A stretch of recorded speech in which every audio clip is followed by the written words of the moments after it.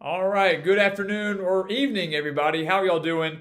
Welcome back to another Gridiron Expert live stream.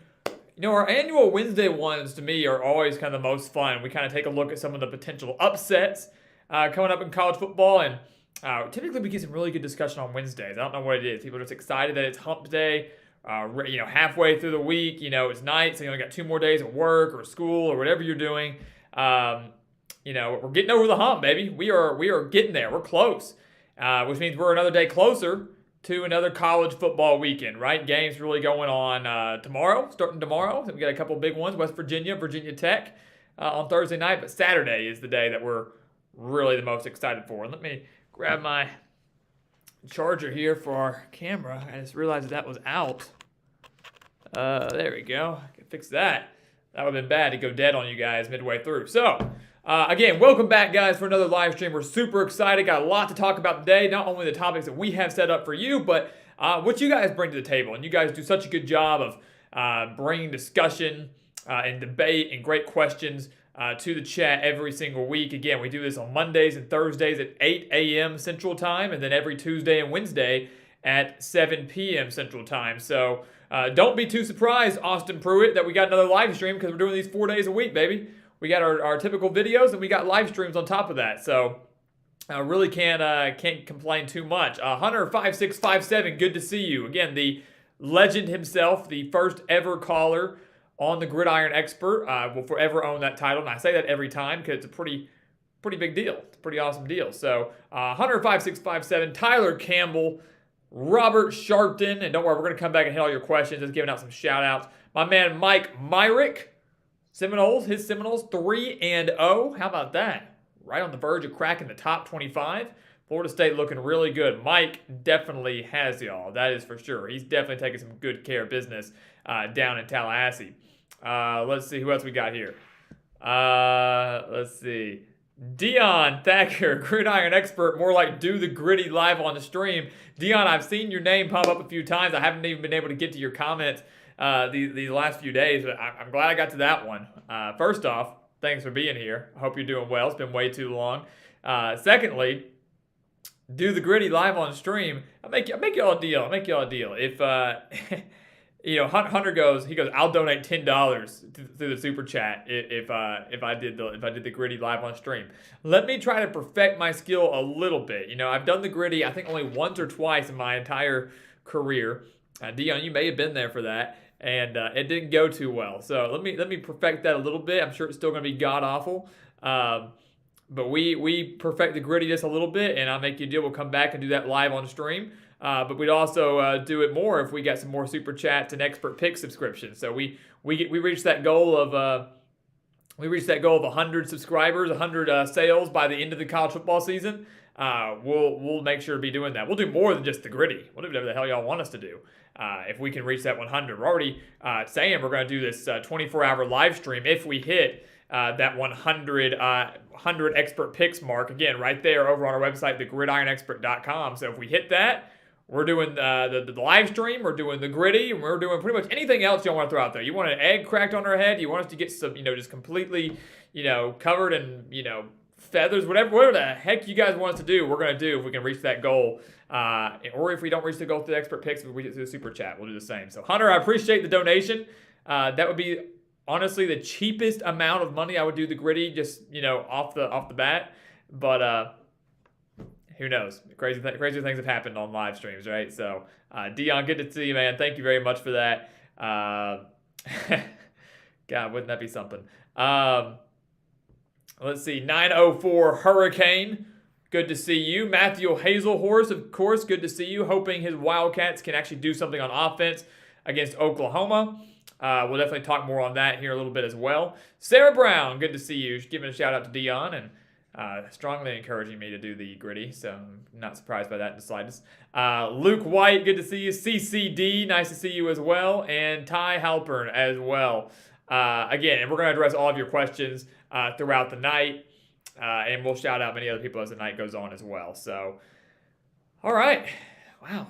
All right. Great little start to our live stream here. I think the gritty comment definitely made my night already. And you guys support that stuff way too much. But real quick, let's hit a couple of these questions, and then we'll jump into our main topic for tonight, which again is Upset Wednesday.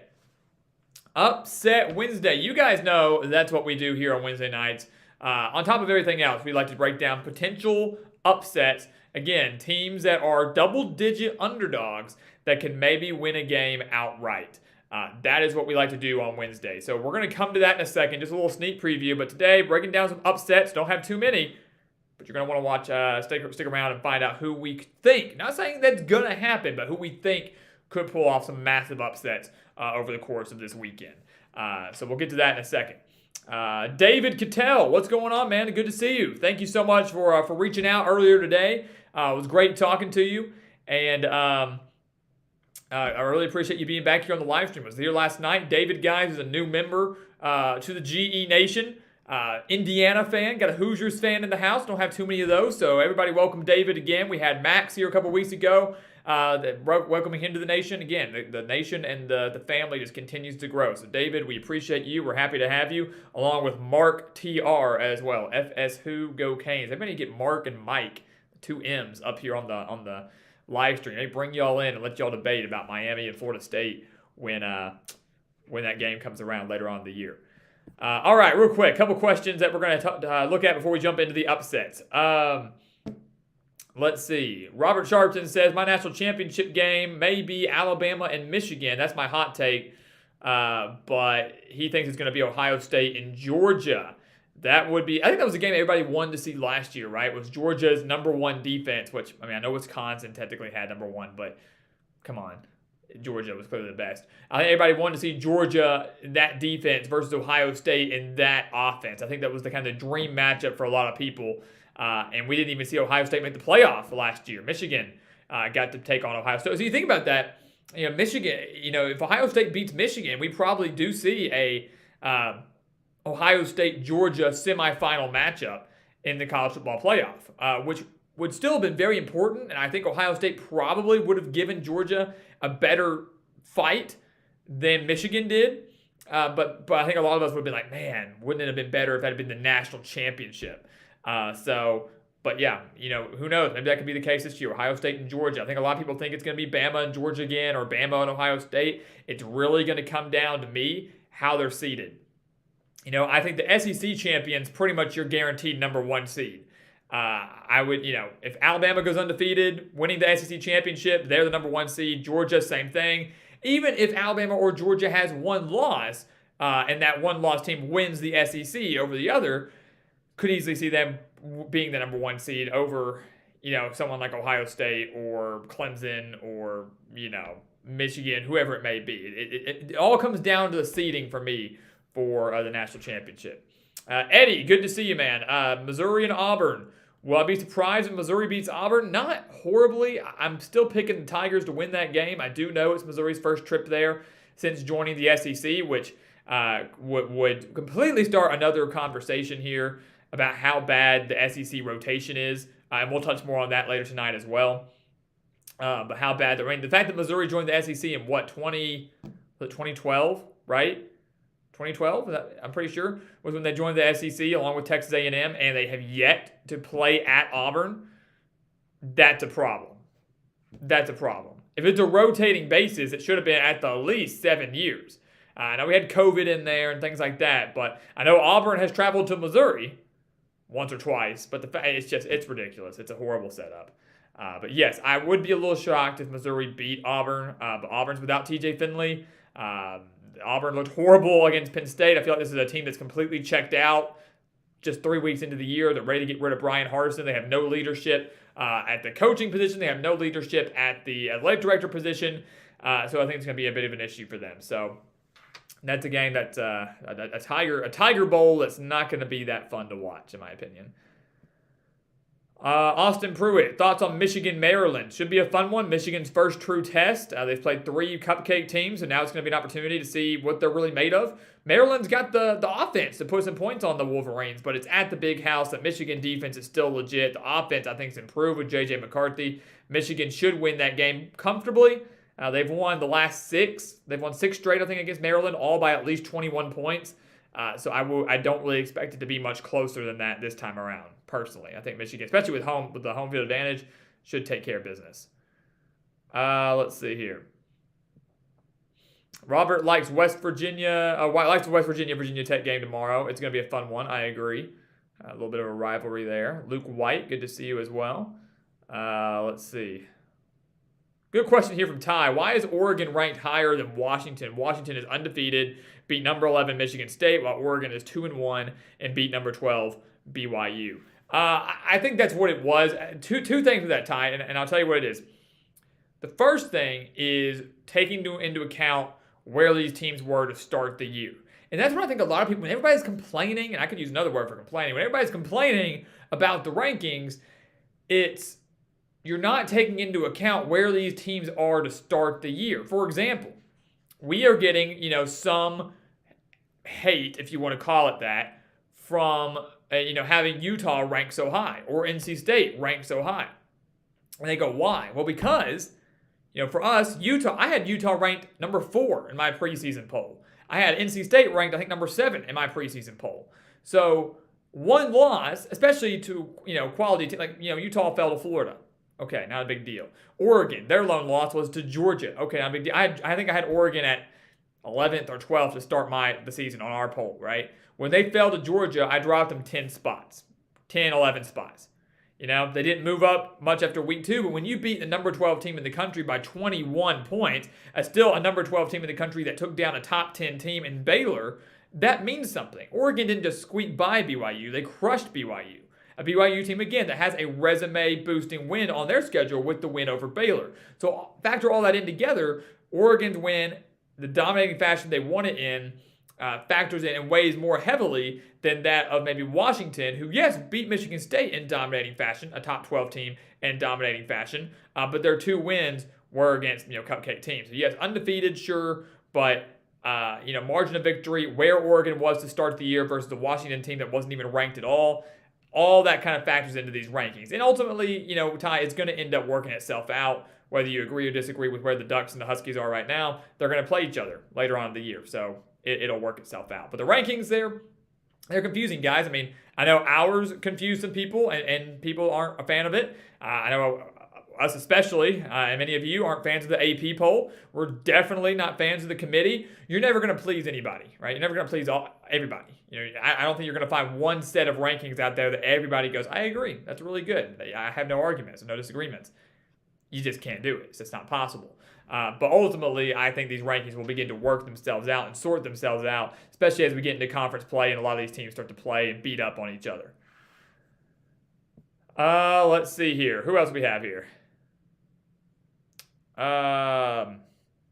Matthew, you should totally wear a bow tie. Bow ties are cool from Doctor Who. I tell you what, Matthew, I love wearing ties, right? We've got to be going with the no tie look lately.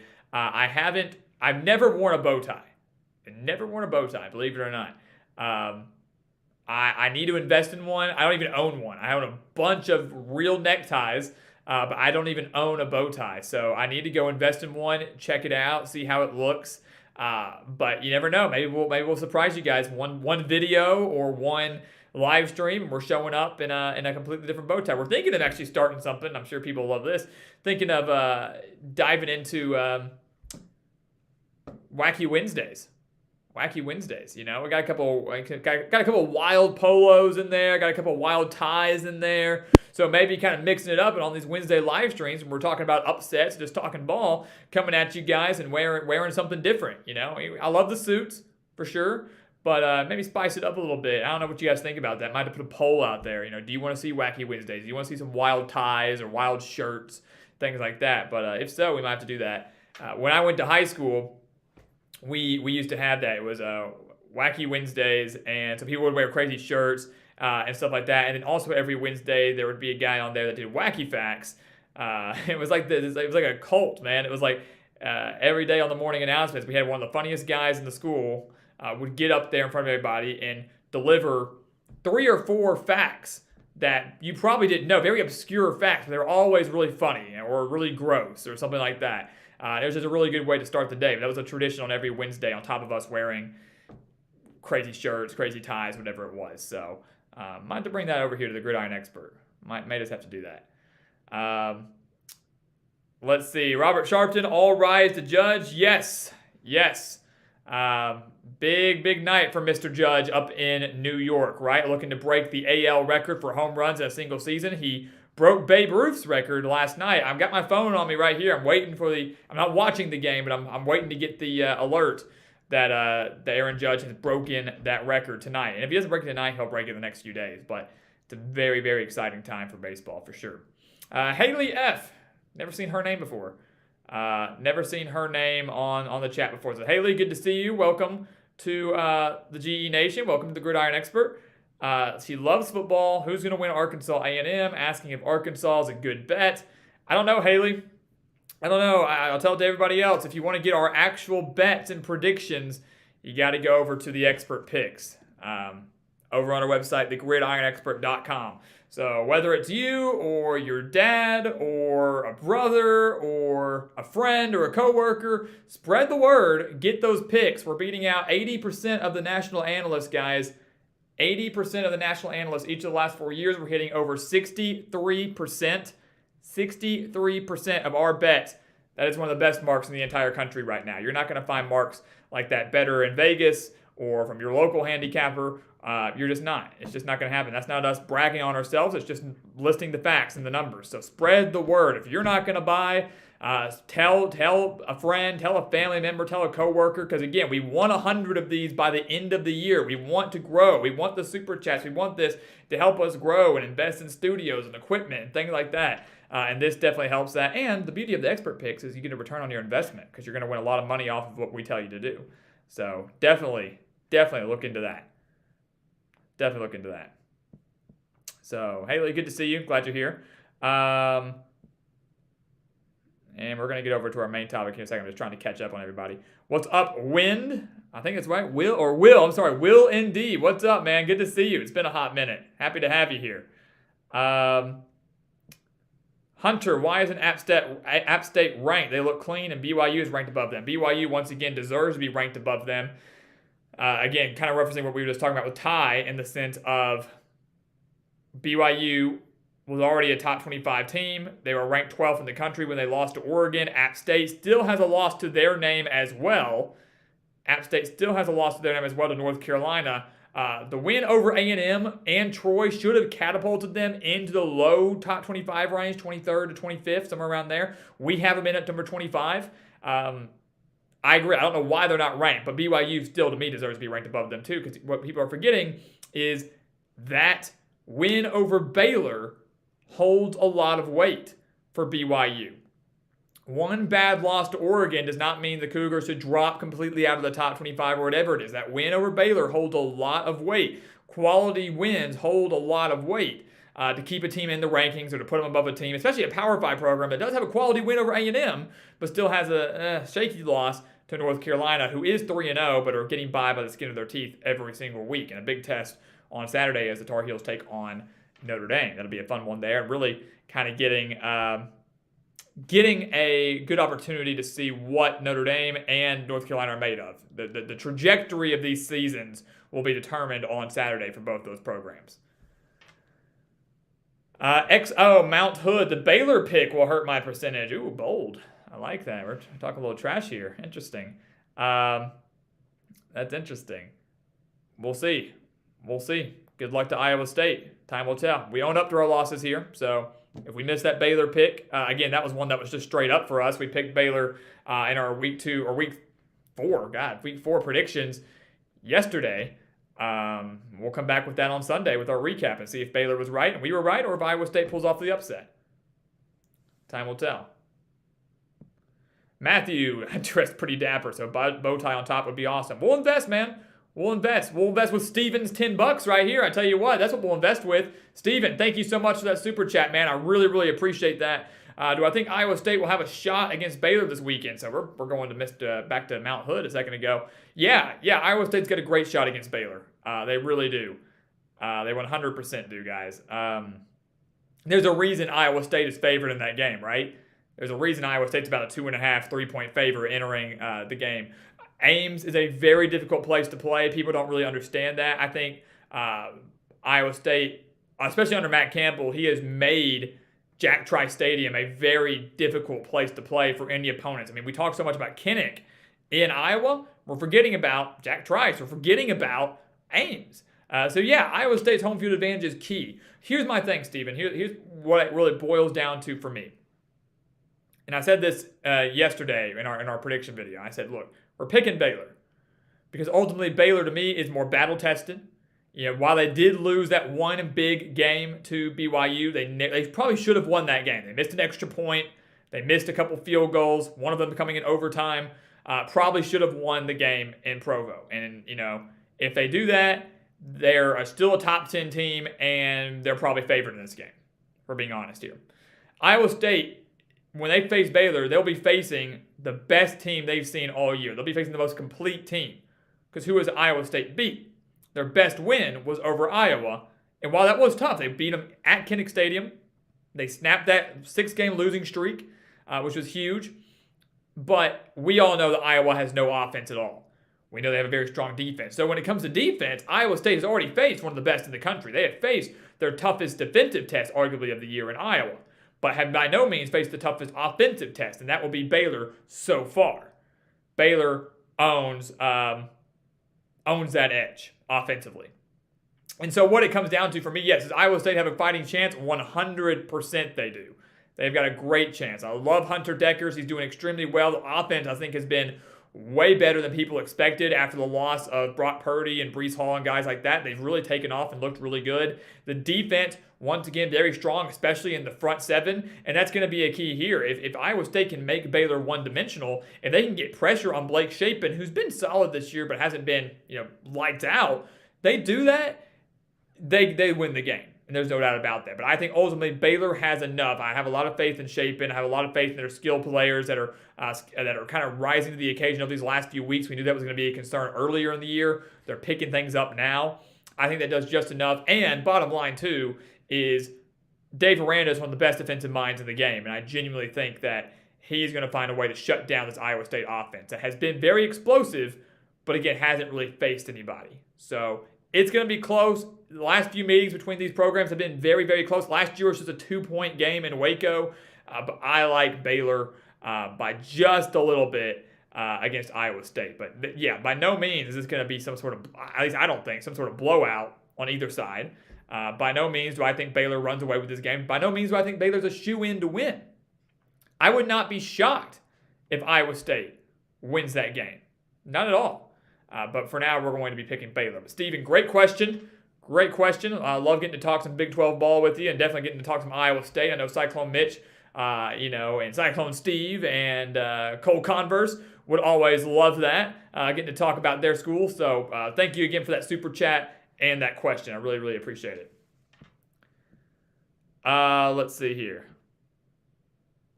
Haley says to wear a banana shirt for Wacky Wednesday. We might have to invest in that. Hunter says to wear a hot dog tie. So hey, if we start this tradition, we might have to try that out. Eugene Murphy, thank you, man. Yeah, our picks, good return on investment, right? Good ROI, good return on investment, guys. Not just the money line picks where we're hitting over 84% of our bets on the money line. How about that? Over 84%. Spread picks over 63%. One of the best marks in the country. It is every year. You're going to get your money back. You're going to win, and you're going to look like a genius too, especially if you're in like a survivor pool or you're betting against your friends or coworkers. You use us, you're going to win. We can promise you that every single year and every single week. So it's a good investment, guys. We really want you to join and expand the nation. Want to give a major shout out real quick to Dave, my man Dave. Thank you very much. He goes, yes, Haley, the Hogs are going to win straight up. At 1.5, you may consider the money line. So Dave kind of tossing out some free picks out there. But if you watched our prediction video today, you do know that we are picking Arkansas to win the game straight up. You do know that we're picking Arkansas to beat Texas A&M. So Dave and I, that's our team, man. Dave and I, big Hog fans here, and we do agree with that. So Dave, thank you so much for that super chat, man. Ty Halpern, thank you for that super chat. Why aren't big cities like New York and Chicago big talent pools like LA and Miami? It's a good question. It's a very good question. And before I get to that, Ty, I want to, Mr. Mount Hood, no, I did not. I said that I did not say that Iowa State hasn't faced any real defense. I said they haven't faced any real offense. They haven't faced any real offense. obviously Iowa State has faced a real defense in Iowa. We said that. We said they have faced maybe their toughest defensive test of the year in Iowa. But offensively, Baylor will be the toughest offensive test they have faced so far. So no, we did not say that. Ty Halpern, though, why is that? And Will is saying that Chicago and New York are more basketball cities in his opinion. But good question. Yeah, and a lot of it really comes down to the focus. So kind of bouncing off what Will said there, the focus of the state, the focus of the schools there. Like, I mean, for example, when you think of a state like Indiana, do you think of football traditionally? No, probably not, right? I mean, Hoosiers, right? I mean, it's basketball. High school sports in Indiana, I would say basketball pretty much dominates that section. But when you think of Texas, Texas is all football. I mean, they're building multi-million-dollar stadiums for high schools for their football games. And so you go into your like Midwest area, you go into like a Chicago area. I would agree with Will, more so of a focus on basketball. Yes, we know they got multiple football teams there. They got the Bears there for the NFL. Illinois has got multiple football programs, of course, and at the collegiate level. But I think there's more of a focal point. Miami, kind of the same thing. I think Miami's definitely a very hot spot for basketball, and Miami's a very big hot spot for many other things other than just sports. So I don't think that's the main focal point there. But out in LA, I mean, you hear about all these elite California programs that are playing high school ball out there. It's the type of people that live in that state. It's the type of focus they put on that state. It's also resources. Not to say that New York and Miami and places like that don't have the resources, but you're looking at trainers. You're looking at former players. You're looking at the universities. I mean, look at California. I mean, USC, UCLA. Even the prestigious schools, Cal Berkeley, Stanford, guys like that are all playing in these Power 5 conferences. We're not even including the smaller ones, San Diego State, Fresno State, guys like that. And then you've got New York. Who do they have, college-wise, right? Where's your focal point there? I mean, they've got Syracuse is up in the area. You got Buffalo up in the area, but they don't have one big time. Rutgers is over in New Jersey, up in that northeast section, but a lot of it, I think, is resources. It's who surrounds them. And obviously the focal point. Again, you look at the Midwest, and a lot of people focus on basketball. Indiana, Iowa, Illinois, guys like that.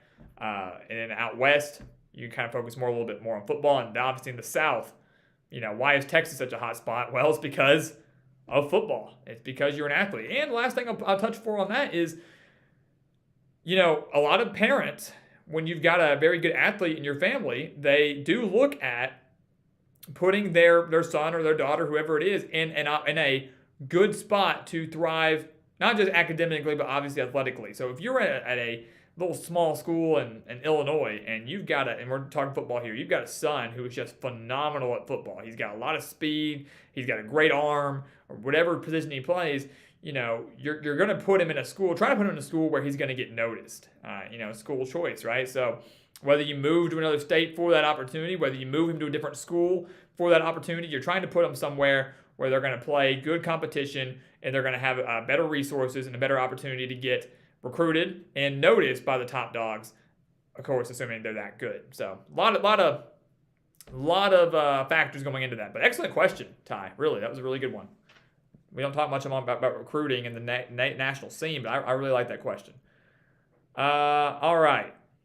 Stephen Cuffey, good to see you. Paxton, good to see you. Bang Bus Driver, also good to see you, along with Monster Jam's finest, Cinnaminson 06. I like that. All right, so what we're going to do is we're going to go ahead and talk about our upsets, guys, and then we'll come back to the chat and we'll hit on those questions and topics. Again, we'll be doing call-in shows periodically, but there will be shows kind of like tonight where we're just going to do solely the chat. That way we can really get to as many people as possible. So, yeah, but great questions so far. We're going to get to that. Major shout-out again to Ty, Dave, and Steven. Thank you all so much again for those super chats. Again, always on. Super chat, always on. And expert picks, always available as well. That is something that we are really trying to drive home because, again, great return on investment. You win a bunch of money, and you look like a genius. You become an expert yourself. And we're trying to help you guys out just like you're trying to help us out. All right. Boom, sound the alarm. Sound the alarm. Time for upsets. Time for upsets. You know, guys, we don't have too many this week. We don't have too many upsets on our board this week. And again, these are not games that we're picking. We're not saying that this team is going to upset this team, but we're saying it's a possibility. And remember, what is the criteria here? The teams in this upset alert section are teams that are double-digit underdogs. Teams that are underdogs of 10 points or more that could possibly win the game outright. That is what we are discussing today. We've only got 3 on here. And again, we could have probably added more, and we'll touch on those, the ones that were kind of honorable mentions. But let's go ahead and jump into the first one. How about that? Number 1 potential upset here, we've got Florida at Tennessee. Big SEC East showdown, right, guys? We got the CBS game. College game day is in Knoxville for the first time since 2016. Why Florida, though? You know, a team that upset Utah in week 1, and then they struggled against Kentucky in week 2, lost to them, and then last week struggled against South Florida, only beating them 31-28. Now taking on a Tennessee team that's averaging 52 points per game and has a road win over Pittsburgh on their resume. So why are we saying possibly that Florida, as a, depending on where you look, at 10, 10.5, 11 point, I haven't seen the spread get higher than 11. Why could they upset Tennessee? Well, again, we talked yesterday about the mental aspect of a rivalry game, right? And so we were talking about all these teams that have these long losing streaks to their set opponent. Tennessee has that, right? Tennessee has lost 5 straight games to Florida. Tennessee has lost 16 of the last 17 games to Florida. 16 of the last 17. Let's keep in mind that 5 or 6 years ago, when Tennessee finally snapped that streak to Florida, they were down 21 points? 21-ish points to Florida. And then the Volunteers finally woke up. That was when they still had Josh Dobbs. Still when they had Butch Jones. Wow. I'm talking about blast from the past. Butch Jones now at Arkansas State. But they had to come back. If they don't win that game, it's 17 straight losses for Tennessee to Florida. So there's got to be something in the head of all these players. And granted, the players from Florida, the players at Tennessee, the coaches at both programs, they have no ties to this rivalry necessarily, right? They did not suffer for the last 5 years. They have not suffered for the last 17 years. They haven't had to deal with that. But you wonder what the mental aspect for Tennessee will be going into this game against the Gators. Additionally, Florida, they can run the football, averaging over 200 rushing yards per game. Can they exploit a Tennessee defense that was tested in week 2 against Pittsburgh, but not so much on the ground? That was more so through the air, and Tennessee very well could have lost that game to Pittsburgh, probably should have lost that game to Pittsburgh, had Keaton Slovis and Nick Patty both not gotten hurt. So it's a very potential high-scoring game in Knoxville on Saturday. You wonder about the mental state. You wonder, for Josh Heupel, it would be an opportunity in just his second year to pull off this upset for Tennessee, to beat Florida to end the streak, but it'd be an opportunity for Billy Napier to get his squad back on track, because I think people are starting to lose faith in Florida. Everybody was so high on them after week 1, following their win over Utah, and now they're kind of falling off a little bit. A loss to Tennessee would put the Gators out of the top 25. Also want to make sure everybody knows that Anthony Richardson has not thrown a touchdown pass yet. 3 games in, and your Heisman favorite, that some were pegging him after the Utah game, has not thrown a touchdown pass. That is a concern. And again, we will have analysis on Florida and Tennessee tomorrow, guys. So if you want more on this game and you want to know if we are picking Florida to win this game and pull off the upset, that comes out tomorrow right here on the channel at 1 p.m. Central Time. All right, upset number 2. Matthew Hazelhorse. I think he'll like it. Kansas State at Oklahoma. The Wildcats, last time I checked, about a 12.5 point underdog to the number, 5 now? 5, 6 ranked Sooners. How about that? 6 ranked Sooners. I have them at number 5. Why is this game a potential upset? Well, let's go back in time a little bit, guys. If you've watched football for these last few years, you know that Chris Klieman's Kansas State squads have given Oklahoma issues in the past. They've beaten them a handful of times, big-time comebacks. They've beaten them in Manhattan. They've beaten them in Norman. And they've come very close to beating them a few other times as well. So, obviously, again, a mental thing here. Again, new coach at Oklahoma, Brent Venables, wasn't responsible for those losses. Dylan Gabriel, Jeff Levy, they weren't responsible for those losses. But Oklahoma as a whole, and there's still some players that remained in Norman following that, was, right? So it's a matter of, does Oklahoma break the Kansas State curse? Can they get over the Wildcats? And here's this brief, analysis of this game. I will say this. I really truly wish that Kansas State had not lost to Tulane last week. I really wish they hadn't lost to them. I wanted to see a top 25 showdown between Kansas State and Oklahoma. I wanted this to be kind of the marquee Big 12 matchup of the week. I know we've got Baylor and Iowa State earlier in the morning, but the prime time, 6 o'clock, 6:30 game, I wanted to see this. And then Kansas State lost to Tulane as like a 14-point favorite. Here's the kicker, guys. And, Mitch said it on the phone last night when he called in. Many others have said it as well. Something feels different about this Oklahoma program. Something feels different. That they know how to play defense, and you would expect them to know how to do that, considering Brent Venables is your head coach, right? I mean, he's one of the best defensive minds, if not the best defensive mind in the game. They know how to play defense. The offense hasn't fallen off at all. People thought, Lincoln Riley's gone. I'm worried about this. They haven't fallen off at all. Dylan Gabriel and his squad putting up the numbers with Jeff Levy as the OC. But why do we have Kansas State as a potential upset pick here? Matthew Hazelhorst, really appreciate you, my guy. You look at it. He's got the logo there. I love it. He's got Kansas State as his logo. Talk about diehard. He says, I really think we have the defense and talent on offense to do it, but the play calling against Tulane was horrendous, so I don't know. And I'm going to touch on that right now. But Matthew, thank you so much for that super chat. I really appreciate that. And go Cats, man. I'm excited to watch this game on Saturday, and we'll be definitely thinking of you as we watch them take on Oklahoma. But he says, I think we've got the defense and talent on offense to do it. That's what I'm getting at here. Why is this game a potential upset? Kansas State's defense. And that's really a major reason why they've won a handful of games over Oklahoma in the past. With Chris Kleiman, who is a defensive-minded coach, it's his defense and his ability to stop this high-octane Oklahoma offense.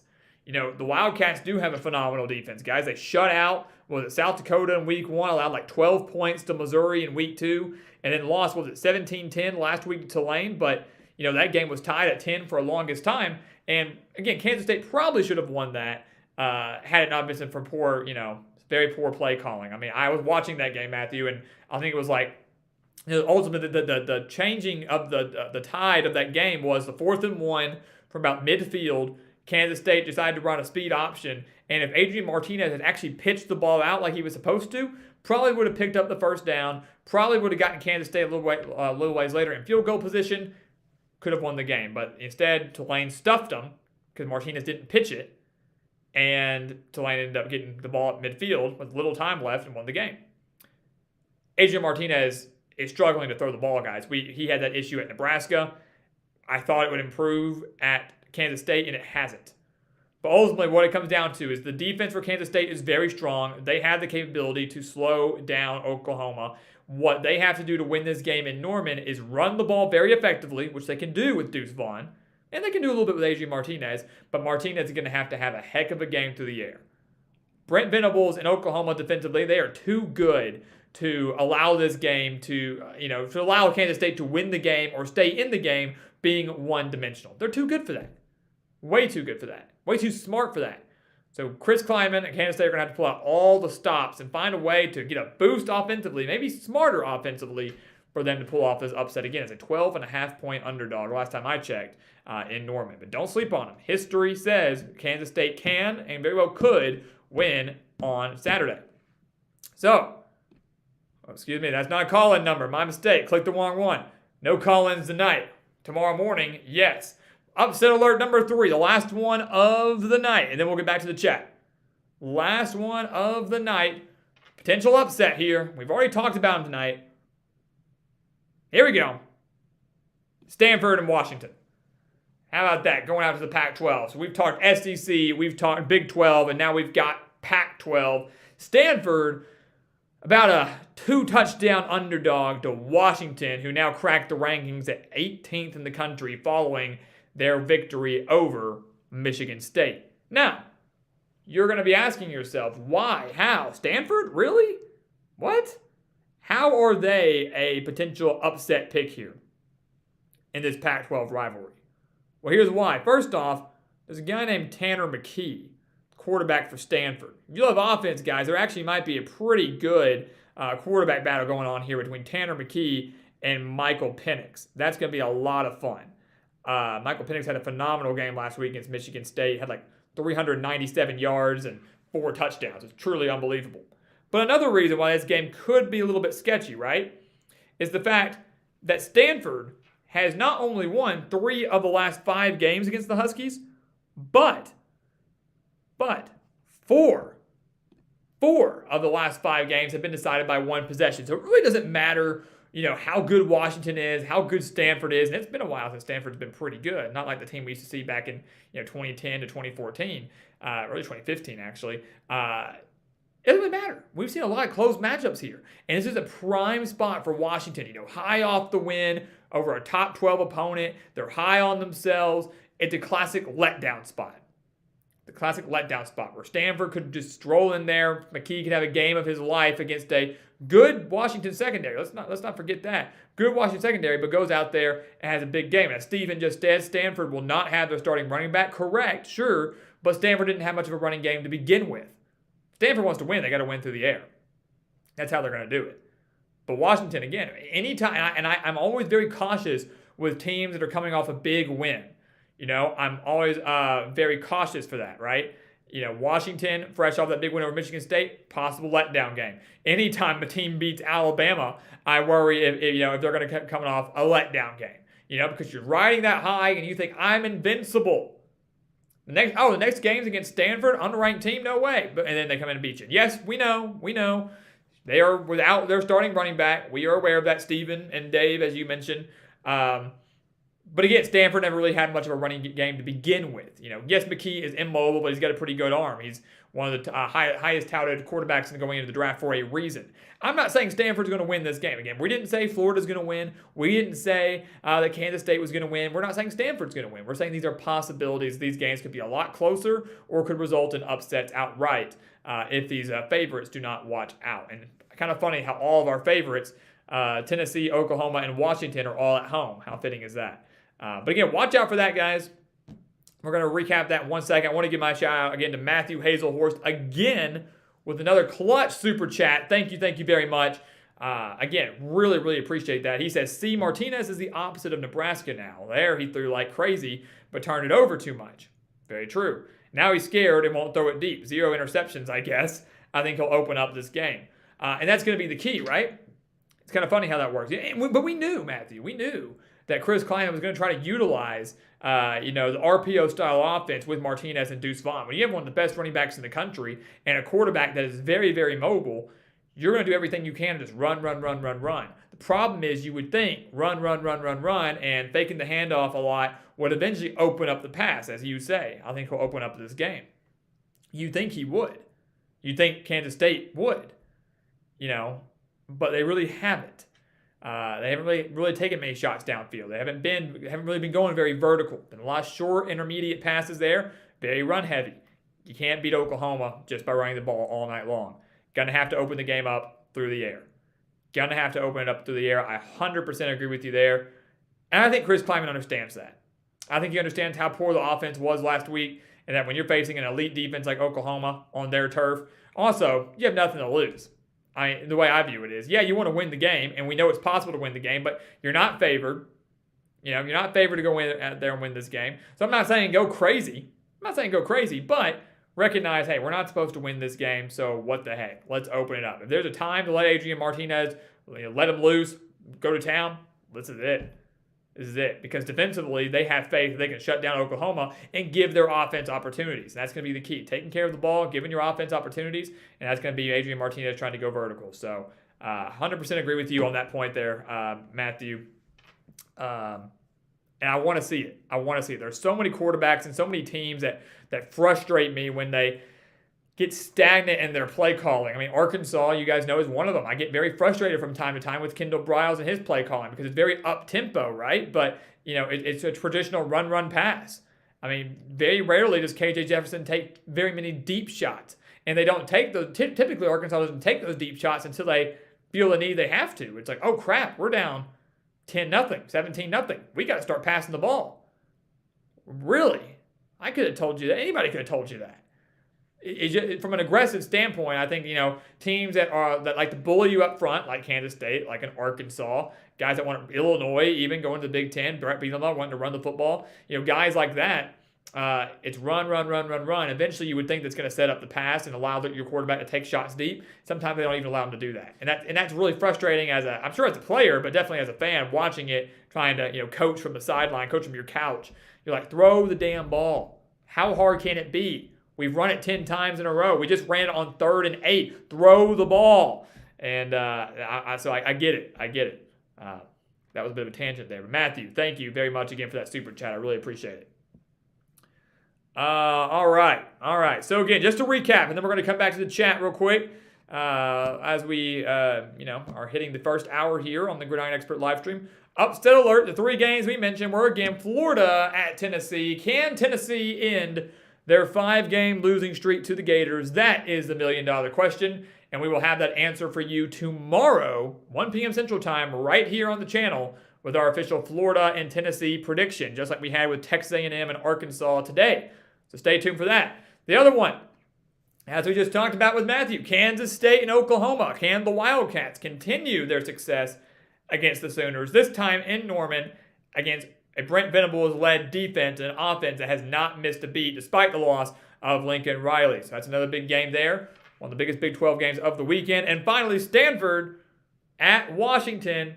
Can Washington continue the success they had from last week, beating an 11th ranked team in the country in Michigan State? Stanford, yes, will be without their RB1, will be without their top running back, but can Tanner McKee deliver for the Huskies? Can he deliver for the Cardinal and take down the Huskies in a series that has seen 4 of the last 5 games decided by 1 possession? That concludes our upset alert for this Wednesday. And again, we will bring that back every single Wednesday right here on the channel, talking upsets, potential upsets, and of course, taking your questions and comments. So boom, how about that? Sign me up, ESPN. I'll get you hyped for those primetime games. Bring it on. Let's go. All right. Steven said it's possible that Florida could beat Tennessee again, but I believe this could be the year Tennessee will win a close game at home. A lot of people do. There's a reason they're a 10, 11-point favorite in Knoxville. Doug Masta says that Michigan will cover against Maryland. Time will tell, Doug. Time will tell. Although I will say that out of the last 6 meetings, Michigan has won 6 straight against Maryland, and Michigan has won every single one of those games by at least 21 points. Michigan right now about a 16.5, 17-point favorite. Time will tell. Let's see. Who will win from AGP Productions? Who will win, North Carolina or Notre Dame? Tough call. I will tell you this. I originally picked Notre Dame back in the preseason. I'm gonna stick with that pick for now. I'm so torn on it because the Fighting Irish have not looked good at all this year. But I will say that this is probably the best defense that North Carolina has faced so far this year. The Fighting Irish still have a very, very good defense. And even though the game is in Chapel Hill, I think they probably have enough, Notre Dame does, to slow down Drake May in that offense. I'm torn on it, but if Notre Dame can get enough stops, I think eventually Drew Pine and that offense are going to get things going. Might be a lot more low-scoring than people think, but I'm going to stick with Notre Dame for now, but I'm still very, very torn on that game. But great question there. Max Todd, good to see you. Good to see you, Max. Always glad when you're able to join the live streams, man. So happy you're here. Roll Tide, right? Again, thanks for being here, man. Really, really glad to see you. Always enjoy seeing your name pop up. Let's see. Matthew said he's rooting for Arkansas all year because of this show. Dude, I appreciate it. Not only do we love having you as part of the GE Nation, but welcome to Hog Nation, baby. We don't get too many outsiders rooting for the Hogs, so I bring it on, man. It's like a trade. I got you with Kansas State, you got me for Arkansas. So, dude, done deal. Shake hands, call it a deal, and let's go. I love it. Yeah, both of us then. Big games on Saturday night, both around the same time too. I know Arkansas kicks off at 6 Central, and I think the Kansas State game's at 6 or 6:30. So I'll be like I said, I've always got like 4 or 5 monitors going at one time. So obviously both of those. I mean, I make sure I have both of those on my biggest monitors I have, right? I'll be watching Arkansas and Kansas State for sure. All right, here. Let's see. Cinnaminson says Martinez is garbage. I mean, to each their own. He hasn't been dominant through the air like we wanted to be, that's for sure. Flobe, no worries for being late, man. There's no time limit. This isn't school. This isn't a meeting. This isn't work. This isn't school. You can pop in whenever the heck you want, man. We start at 7. Pop in whenever. We're here for a while, so we're always ready to talk ball. So you don't have to be here. Look, I'm not here taking attendance, man. I'm not here checking off names and waiting to see who shows up and gonna call your parents or, keep how many times you're tardy or absent. We're not doing that, man.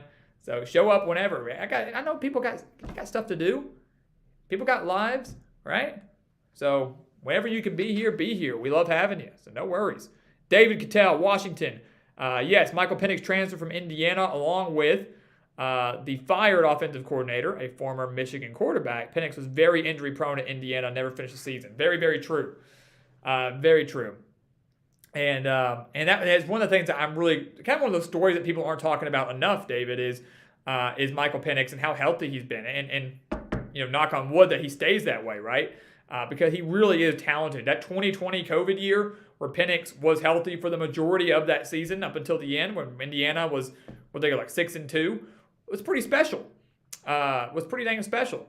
And we kind of got to see how dangerous he could be, not just through the air, but also on the ground. That Ohio State game that year where Indiana battled back and nearly had a chance to tie at the end was unbelievable. That was so fun to watch. And Penix deserved a lot of credit for that. And that defense under Tom Allen definitely did too. But, it's good to see his resurgence, kind of getting a fresh start at Washington, paired back up with Kalen DeBoer, who was the offensive coordinator for a tiny bit at Indiana, And so it's kind of to see that reunion there and to see Washington having so much success after a couple of down years. So, but yes, excellent points, and we hope that Penix, of course, stays healthy, can actually finish this season. Want to give a shout out again to my man Stephen Smith, another big super chat. Thank you again. So we're going to work our way back up the chat, but thank you very much, Stephen, for that. That goes a long, long way, so I really, really appreciate that. What are my thoughts on Kansas being undefeated so far this season, and who do I have between Kansas and Duke? Man, I love that question. I love that question. Man, I love it, man. I absolutely love Kansas being undefeated. This is so cool, right? I mean, I'm sure you've all seen the stats, right? These basketball schools that are succeeding. I mean, Kansas, Duke, Kentucky, Syracuse, Indiana, and a handful of others. I'm sure I'm not. North Carolina. All of those programs are 3-0. Traditional basketball schools that are 3-0 in football. Now, does that mean they're going to go on and win a national championship or no, probably not. We're about to hit conference play. Things will start to settle down for these programs. But, I mean, for a Kansas team where in the past 3 wins was considered a successful year, to start 3-0 and have a shot to be 4-0 by the end of Saturday afternoon, that's pretty dang special. And really just a testament to the job that Lance Leipold is doing in Lawrence. I mean, he has succeeded everywhere he has been. I think he was like Wisconsin, Whitewater, and then Buffalo, and now Kansas. And people are like, why would you take that Kansas job? Are you crazy? You want to go take arguably the biggest rebuilding project in college football? And he said, yeah. And you started to see some of that coming together towards the end of last year. They beat Texas, almost beat West Virginia, almost beat TCU. I think it was TCU, almost beat them. And now they're 3-0. Jalen Daniels is playing some fantastic ball. Defense still needs work, but the offense, and that was actually what we talked about in our prediction video yesterday for this game between Duke and Kansas, was how have these two teams succeeded so well so far this year? Offense. Both their offenses have taken unprecedented turns in a good way. They've been electric. They've been dominant. Their quarterback play for Jalen Daniels and Riley Leonard have been unbelievable. And so that's going to be a lot of fun to watch on Saturday. I'm going to tell you right now, Steven, that I'm actually taking Kansas. I predicted Kansas yesterday. I predicted Kansas in the preseason back in June and July before we even knew how good these two programs would be. I never thought they'd both be 3-0 by any means, especially with Duke, the new coach and Mike Elko. Didn't see that happening. But yeah, I'm picking the Jayhawks, man. Kansas is going to be 4-0. Kansas football is going to be 4-0 by the end of Saturday, in my opinion. That's unbelievable. That's unreal, which means they need 2 wins. 2 wins to go bowling for the first time since 2009, I think. 2008 or 2009. 2007 was when they went on to win the Orange Bowl. And, a lot of the Kansas faithful was like, just give me 07 vibes. I don't think they're good enough for that yet. But Leipold is turning them into winners, man. He has transformed the culture. He's making the fans and the players believe that we can win at Kansas. A program that has been the laughingstock, not just of the Big 12, but of the country for over a decade now. He's showing that we can win. And they're no longer ready to be the laughingstock. They're ready to compete. They're ready to play hard. And you can see the players genuinely love Leipold and want to win for him. And that's, again, a testament to how good of a coach he is and what he's done in transforming the culture and the mindset. So Kansas at 4-0 needs 2 more wins. We'll talk about that as the weeks go on. Who could those 2 wins come against? Could they come against? I mean, so many vulnerable Big 12 programs. I don't think they're to the point of beating Oklahoma, Oklahoma State, Baylor, guys like that. But Texas Tech is vulnerable. Kansas State could possibly be a win. TCU, I actually had Kansas beating TCU. And I know my guy Dave, Dave disagrees. I know you love TCU, but I haven't beating TCU. TCU, Texas Tech, Kansas State, Texas comes to Lawrence. Watch out there. Texas, there's 4 games right there. And if they beat Duke, they only need to win half of them to go bowling. We could be getting ahead of ourselves, but it's fun. Kansas is by no means a playoff contender, a Big 12 title contender, guys like that. But just to see them winning and to see them being competitive, it's fun. And it's really good to see it's good to see the struggling schools succeeding, right? That's what it comes down to, right? It's fun to see Vanderbilt play well. It's fun to see Kansas play well. It's fun to see Duke doing well. It's fun to see schools that have struggled for so long start to have a little bit of success. It really is. And Kansas is going to be one of the feel-good stories of the year, especially if they go bowling. And I tell you what, if Kansas goes bowling this year, I think Lance Leipold should win Coach of the Year, in my opinion. I mean, I know a lot of times people try to give that honor to coaches that win 10 or 11 games with their team. In that case, I really think that Kirby Smart, Dabo Swinney, or Nick Saban could win Coach of the Year every year. But if Lance Leipold gets Kansas to a bowl game, I think he deserves Coach of the Year. Even if it's just a 6-6 mark, he deserves that because that is an unbelievable turnaround. And let's keep in mind, it's only year 2. Second year in Lawrence. That's impressive. Great question, Steven. Thank you again for that super chat. It really means a lot. 2 tonight, I should add. So thank you very, very much for that. And great question. Got me on a Kansas tangent, man. I'm sure we'll be talking a lot more about that well into next week, too, if they do, in fact, beat Duke on Saturday morning. All right. Will Lou, another good question here. Love talking some Rutgers as well. Rutgers, another program that struggled for so long and starting to find a little bit more success now with the new coach and Greg Schiano. If there are no turnovers, do I think that the Iowa-Rutgers game will be scoreless? Both teams are in the top 10 for total defense and also have the worst offense.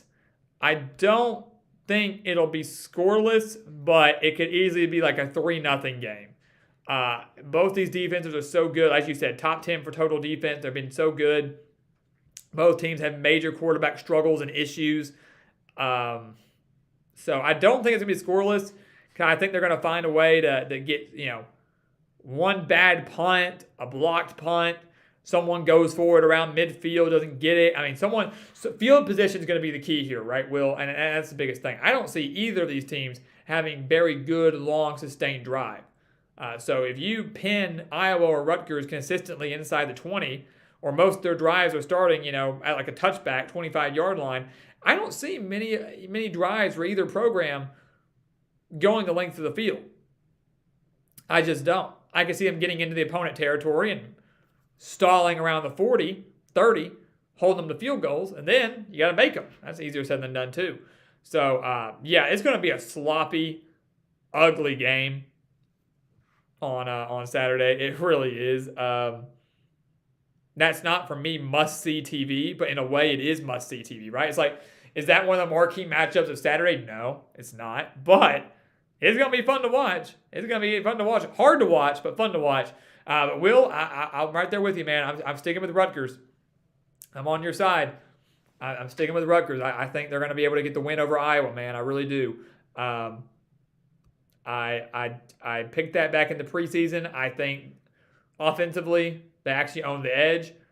So, assuming there are no turnovers, I do think Rutgers wins that game. Iowa will win the game if Rutgers turns the ball over.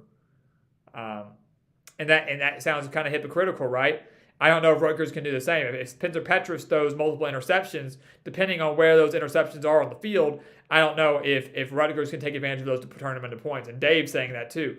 No way. Iowa's defense will score, and their special teams don't know how Rutgers won by 2 points to a dreadful Temple team. Makes me question. And that's a fair point too. They should have blown Temple out by a lot more. Temple, granted, made a quarterback change. I'll give them that. Kurt Warner's grandson, I think it was the starter for Temple.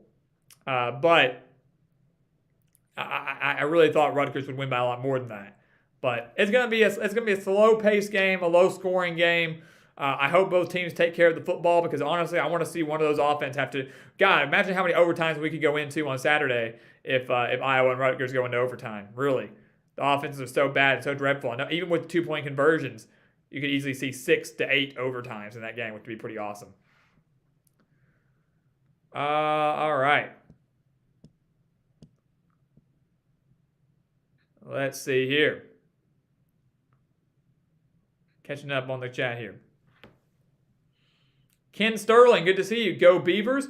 Prince of Waffles, Woo Pig Suey from California. How about that? So let's keep something in mind real quick, all right? I'm actually in Arkansas. Calling the Hogs, getting excited for Saturday, A&M. We got Prince of Waffles calling the Hogs from California. All right? We got Dave calling the Hogs from New York. We've got a Hog fan on here. Don't know his exact name. It says Hog fan far away or far from home in France. So I'm actually in the state, and we've got 2 guys calling them on the chat tonight on opposite coasts. And we've got 1 guy over in Europe, overseas, in France, who's not on the chat tonight. Typically, he can't make it at night. Typically, makes it in the morning. But how about that for the love of 2 things? The love of Hog Nation, right? The love of Arkansas. But how about the GE Nation? Not only is that a testament to Arkansas, but that's a testament to you guys and what you're bringing to our channel here every single day. And we've got viewers on both coasts. We've got viewers overseas. We've got viewers in the Midwest. We've got viewers down in Florida. And occasionally, guys, you don't see them all the time, we have had viewers from Japan. We've had viewers from Germany. We've had viewers from Canada. We've had viewers from South America. We had a guy purchase our expert picks the other day all the way from Australia. How about that? 2, actually, all the way from Australia. The word of the GE Nation is spreading, dare I say, worldwide. It's pretty dang awesome. So give yourselves a round of applause. Prince of Waffles, welcome. Woo Pig Stewie from California. That's pretty freaking awesome. Arkansas from Vegas. Even better. How about that? All the way from Las Vegas. I actually had the opportunity to go out to Las Vegas back in November. It's almost a year ago. That was my first trip out there, and that was pretty dang awesome. It was a fun trip. So you talk about winning some money using those expert picks. I used them. Obviously, I'm the one putting them out there and won some big bucks at the casino. I think it was at the. God, where did I stay? I think I stayed at Mirage. I stayed at the Mirage and had a great time there. But I obviously made sure to hit all the other ones. Went to Caesars. Got to go to Caesars. I went to Old Vegas. Got to see some of the Old Vegas stuff. The Golden Nugget down there. Really cool strip down there in Old Vegas. Took a bus down there. It was a lot of fun. And then there was one other one. I'm trying to think of another big casino that I went to. And I'm blanking. I know I said the Mirage. I spent a lot of time there. Bally's. I went to Bally's Sportsbook. Yeah. Down the strip a little bit. So I don't know, Arkansas with the little lowercase n, I like it. If you go to the strip much, I always wonder that with people that are actually from the Vegas area. Do they go? Do you occasionally go gamble? I mean, it always amazed me when I was in Las Vegas. I was down there on the strip. But not only that, but there are slot machines every corner. I mean, there's slot machines in the gas stations. There's slot machines at the airport. There was literally, I was walking to my flight, and there was a smoking section in the airport. Glass. It looked like a zoo. I mean, there's a glass container right in the middle of the airport where you were allowed to go in there and smoke with 4 to 6 slot machines. I mean, it was crazy. It's crazy. So they know how to get your money. They know how to get your money. You win at the sports books, though. That is how you get them. Although I did win a little bit off of slots, too. I'm a big fan of the Wheel of Fortune ones. But, all right, super cool. Vegas, New York, California, France. Very, very cool. Very, very awesome. I love it. And really, thanks for being here, man. I really appreciate it. All right. Hitting these other questions up here that I kind of bypassed. So, again, Ken Sterling, good to see you. Truett Johnson, would I call it an upset if Florida beats Tennessee? I would call it. Yeah, I mean, we talked about that tonight. Upset alert, boom. The first one was Florida and Tennessee as a potential upset alert. I mean, Florida's a double-digit underdog. They're 20th in the country. Tennessee is 11th. The only reason someone would probably not call it an upset is because Florida has won 5 straight against Tennessee. That's probably the only reason why. But based on this year, based on the talent and what we've seen on the field from Florida and Tennessee so far, it would be an upset, especially considering the game is in Knoxville. So, yes, I would definitely consider that an upset. Matthew says Kansas is going 6-0 into the Oklahoma game. That would be insane. 6-0 would get Kansas a spot in the top 20. Top 20. That's insane. Unbelievable. How about that?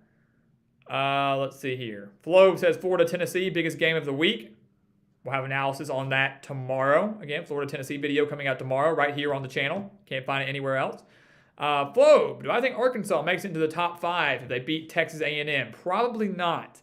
As much as I would love to see that, probably not. That would require them to jump a lot of people. I could see them jumping. Who's right ahead of Arkansas right now? I could see them jumping Oklahoma State. I could see them jumping Kentucky. I could see Arkansas as a top 7, top 8 team because winning a neutral site game over a ranked opponent would justify jumping a team like Kentucky who's playing Northern Illinois this week. To me, that justifies jumping them. And obviously, if Arkansas beats A&M, they're going to do everything in their power to make the Arkansas-Bama game look a lot better, than it already is. It already is a top 10 matchup. But if you move Arkansas up to top 6, top 7, number 2 versus number 7, number 2 versus number 6 looks way better than 2 and 10, even though it's still a top 10 showdown. So I'd love to see them in the top 5. I really would, but that would require them to jump a lot of people that just, to me, Arkansas wouldn't deserve to jump despite the win over A&M. Only one I could see happening would be Oklahoma, and that's if Kansas State beats Oklahoma. So if Kansas State pulls off the upset, maybe. Maybe Arkansas jumps into the top 5. They jump Oklahoma State. They jump Kentucky. They jump Oklahoma, who falls. So maybe Arkansas can find their way up there, but that's very, very slim. But, man, that would be something, wouldn't it? I'm really hoping Arkansas wins because I want that Alabama game to be 10 times bigger and more exciting than it hopefully already is. It definitely will lose some of its luster if Arkansas falls on Saturday, that's for sure. And it would be classic Arkansas fashion, right? I mean, for you guys that follow the Hogs, I mean, I don't know if you remember this, but back in 2012, I know some of you will say, you're too young to remember that. Thank you. I appreciate it. If you do remember, though, Arkansas 2012 was, the year of Bobby Petrino, got in his little accident, and John L. Smith was the head coach. And you'll see where I'm getting with this. That year, Arkansas started the season, despite losing Petrino in April, Arkansas still started the year at 8th in the country. They were number 8 to start the season. They beat Jacksonville State in the first game of the year, and in the second game of the year, they took on Louisiana Monroe with the next week, Alabama on hand. Right? That was next week. In College Game Day, pretty much had that thing locked down. They were like, look, Arkansas is not going to lose to Monroe. We know Alabama is not going to lose to whoever they were playing. So we're going to win to Fayetteville in week 3 to watch number 1 Alabama take on number 7 or 8 Arkansas. Huge. Arkansas got snubbed back in 2010. Number 1 Bama came to Fayetteville to take on number 10 Arkansas. Game they didn't go there. They went to Corvallis or Boise to watch Boise State and Oregon State, number 3 and number 24. So they passed up a top 10 showdown to go there. Okay, sure. Game day hates Arkansas, in case you don't know. But back in 2012, Arkansas lost to Louisiana Monroe. They lost. Lost to ULM. I was at that game, believe it or not. It was right here in Little Rock at War Memorial Stadium. It was a last-second decision. A good friend of mine called me up and he said, hey, you want to go? Me and my dad have an extra ticket. You want to go with me? I said, absolutely. Beautiful September afternoon. Thought, I'm going to go in there, 12 years old, have some fun. We'll win 45-10. And Arkansas was up 28-7. But if you are an Arkansas fan, you remember that Tyler Wilson, one of the greatest quarterbacks to ever play at Arkansas, got hurt in that game. And Brandon Allen, who was the Razorback starter from 2013 to 2015, had to step in to replace him. And Allen was god-awful, as he was in 2012, as he was in 2013. He really didn't start to improve until 2014. Louisiana Monroe came all the way back. The game went to overtime. Arkansas settled for a field goal. Louisiana Monroe won the game. Had a 4th and 2. Quarterback ran it in from like 15 yards out, won the game. Very detailed, I know. Half of you probably don't care. What the point of that story was, I think a lot of Arkansas fans don't just want to be A&M. You want to be A&M because you want to win, obviously. But the potential for College Game Day to come to Fayetteville for the first time since 2006, it's on the table. And really there's no way around it. If Arkansas beats Texas A&M and you have a top 10 showdown between Alabama and a good Arkansas team, and Game Day passes that game up to go to somewhere else, I think that just confirms that Game Day hates Arkansas. I really do. How could you pass that up? How could you pass up a top 10 showdown, especially when you haven't been to Fayetteville since 2006? It wasn't like you were there last week.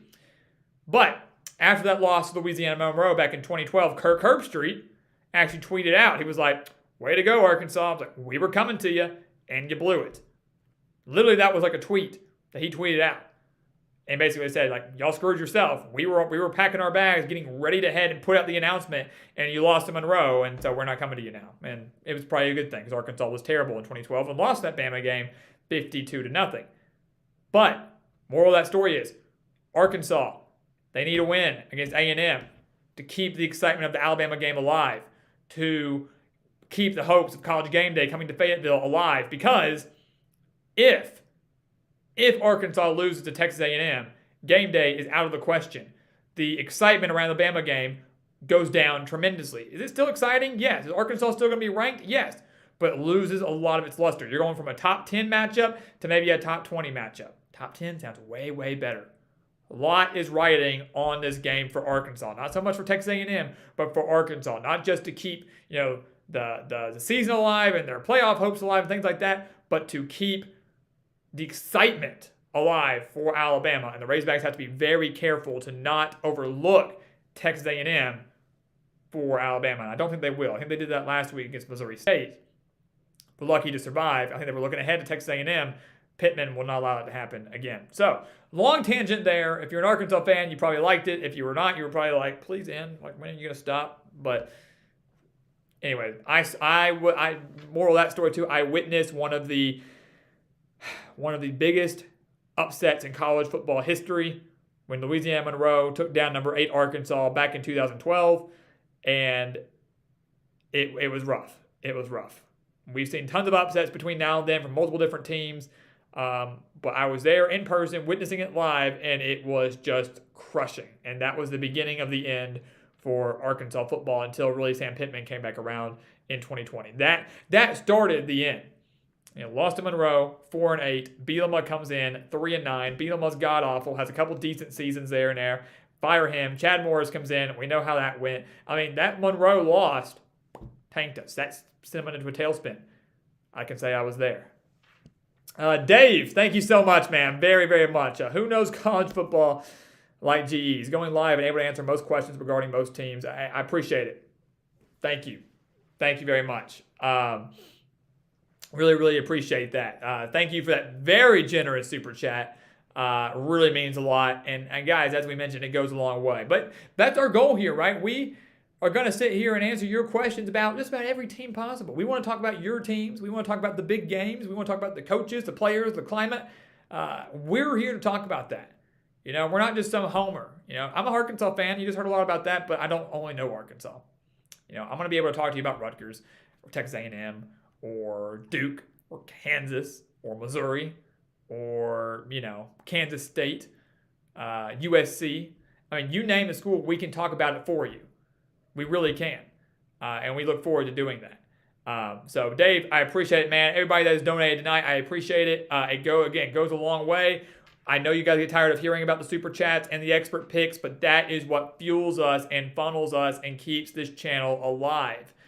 That's what gets us going and allows us to keep investing that money into the channel. It's what gets us going and allows us to do it. It really does. With this being the full-time gig, every bit counts. And as Dave said, he goes, read the rest of my chat. Give it up for GE. Expert often used loosely, but not here. Expert is often used loosely, but not here. What's funny about that, Dave, is that a lot of times when we miss a pick every now and then, because we're not perfect, we know that, and we own up to the losses. It's like, some expert. All right, fair enough, right? All I ever do when someone says that is just go look at the numbers, man. Just go look at the numbers. That's what I tell everybody else. You find me somebody that can hit over 84% on the money line every single year. You find me somebody who's hitting over 63% of their bets and beating out over 80% of the analysts every single year. You find me that guy and bring him on the show. We want to meet him. But we're gonna do it for you guys every single year. It's a guarantee. It's the Gridiron guarantee, baby. 2 things we guarantee here. 3 things we guarantee here. Transparency.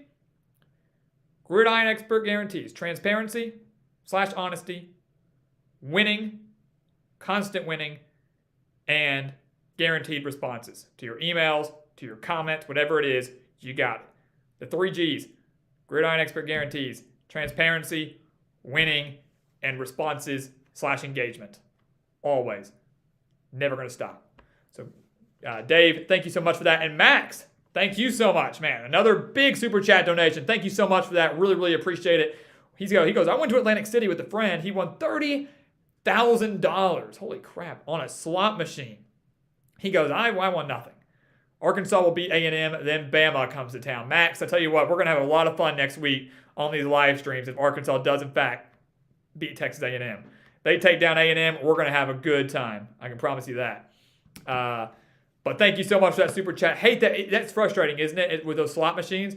You got a buddy of yours that's winning big next to you, or what's even worse, it happens all the time, you're at a slot machine for like an hour. Every now and then you get a big little hit. Like Dave said, he loves the Wheel of Fortune slots, and maybe you get to spin that wheel and you get a few, but you don't hit big. You're like, it's ready for a payout, and you say, screw it, I'm done. You get up and you leave. Someone comes and jumps on it. They put in some more money, and boom, they get the big payout. It's frustrating. It's frustrating. God, that would crush me if my guy next to me won 30 grand. It's like, if I just sat one over, maybe I would have gotten it. But Max, we're going to have a lot of fun next week. Hope Arkansas wins. I know a lot of us are rooting for Arkansas here. So we can have fun next week. And holy shit. Wow, Dave, thank you so much, man. Wow, pardon my French. Thank you. Wow, that's huge. That is significant. Holy cow, that's what I don't get. Why not more bettors taking advantage of your picks? Beats me, man. It beats me. As we always say, it's kind of their loss, right? Ultimately, kind of their loss. That they go to other sites and other handicappers and they fall short. They come to us, they come out ahead all the time. Never had a losing record. Every now and then we might have a losing week, but we always bounce back. And again, those numbers speak for themselves. We don't make them up. They're transparent, and you can always go look and check us, fact check us, and you're going to see we're right. So, Dave, wow, thank you so much, man. That means the world. That goes such a long way. Thank you so much for that. I mean, give a round of applause to Dave, guys. I mean, he said he and Max kind of carrying this super chat tonight. I mean, right there alone, over $150. That's insane. And again, guys, with this full-time gig, helps us out so much. So, Dave, thank you so much. Max, thank you so much. We're pumped for this Saturday, and we're pumped for this week. So, again, listen to Dave. He bought the picks. He's winning big. It's on the website, thegridironexpert.com. Again, 100 of those babies. And we got a 24-hour live stream. And for Hunter and Dion, we're doing the Gritty. How about that? Right here, live on the Gridiron Expert only, if you guys help us with those picks. Got to help us out with that, though. It goes a long ways. Goes a long ways. And CCD, hey, I don't care. $5 is $5. Every bit counts. Welcome to the party. welcome to the party. But every bit counts and goes a long way significantly. We can't stress that enough. So I wouldn't say it's only $5. I'd say it's a huge $5. So thank you, thank you, thank you, thank you. Wow, what a night. What a night.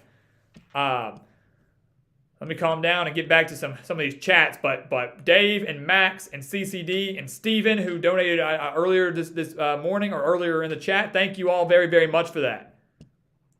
And we're going to get back down to those soon. I love seeing all those colors up there. What, we got orange, we got purple, we got green.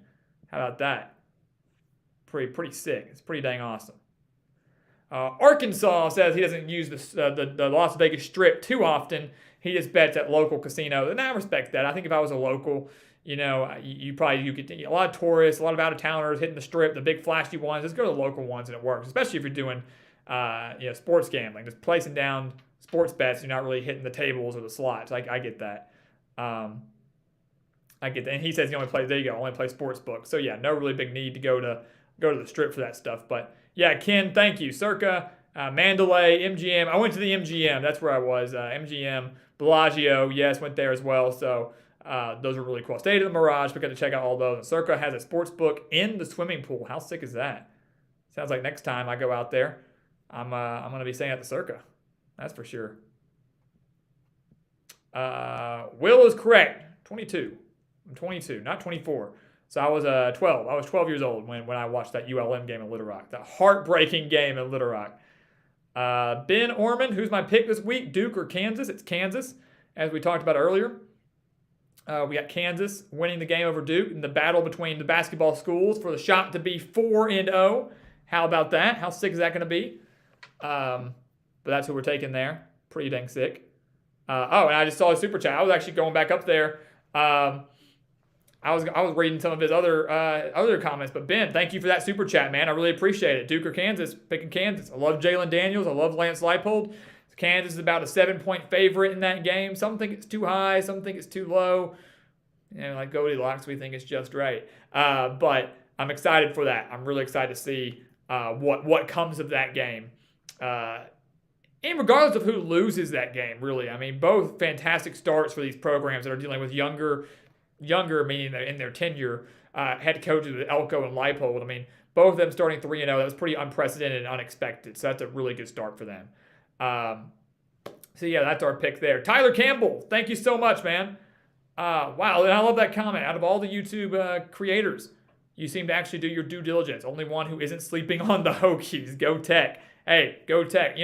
I will tell you this. First off, Tyler, thank you very much for that super chat. Extremely grateful for it.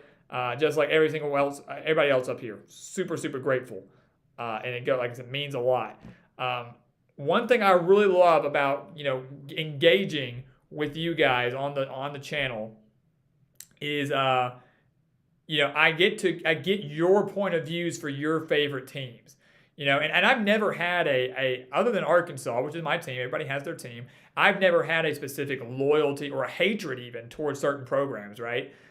So getting to talk to you, like Tyler, who's a Virginia Tech fan. I love it. Talking to Matthew, who's a Kansas State fan. Will, the Rutgers fan. DM, Rutgers fan. CCD, Maryland. Scotty, Baylor. Max, Alabama. Noah from New Mexico State. I mean, when I interact with you guys, it's really cool and gives me a newfound love and sometimes respect for your programs. Not that I had anything against them to begin with, but talking to people that are straight from the source, straight from the state, or straight from the fan base, it's really cool. And I think it's one of the really neat things that we're doing here in terms of building this community. Is we're building a community here on our channel, and the community is filled up with so many different people from so many different backgrounds. Again, we were just talking about guys that are from California, New York, both supporting Arkansas. Got a guy in France supporting Arkansas. But so many different backgrounds, so many different fan bases. So, no, we're not sleeping on the Hokies. I think they're going to beat West Virginia on tomorrow night. We predicted that back in the preseason. We're sticking with it now. That moved them up to, 3-1. And yes, that Old Dominion loss is unfortunate. It was a horrible way to start the Brent Pry era. But if they're 3-1, it'll be an afterthought, and they'll head into conference play. And again, I feel very confident with that back half of the schedule. Middle pack, kind of tough, but that back half is where the Hokies could do some damage. And again, I think this is a bold team. I genuinely do. Despite all the new pieces, all the people they lost, I feel very confident that Virginia Tech is a bold team. We had them winning, 7 games? 7 games last year, 7 games in the preseason. I think they're going to do it again this year, 100%. 100%. Wow, another big one here. I haven't even gotten back. New Mexico Noah, dude, we were just talking about you. So how about that? He might have been on for it. But thank you again for that super chat. Unreal. Thank you. No one does it better than GE. Great live stream tonight, as always. We're not only are we adding people to the GE Nation, we're adding people to the Hog Nation. That's pretty dang cool too. He goes, Woo Pig beat the inferior. I love that. Inferior Aggies this Saturday. Go New Mexico State. Aggie up, baby. Again, my love and respect for New Mexico State continues to go up from talking to guys like you, Noah. Genuinely, I was so pumped for their bowl game a few years ago. I was psyched that they won it.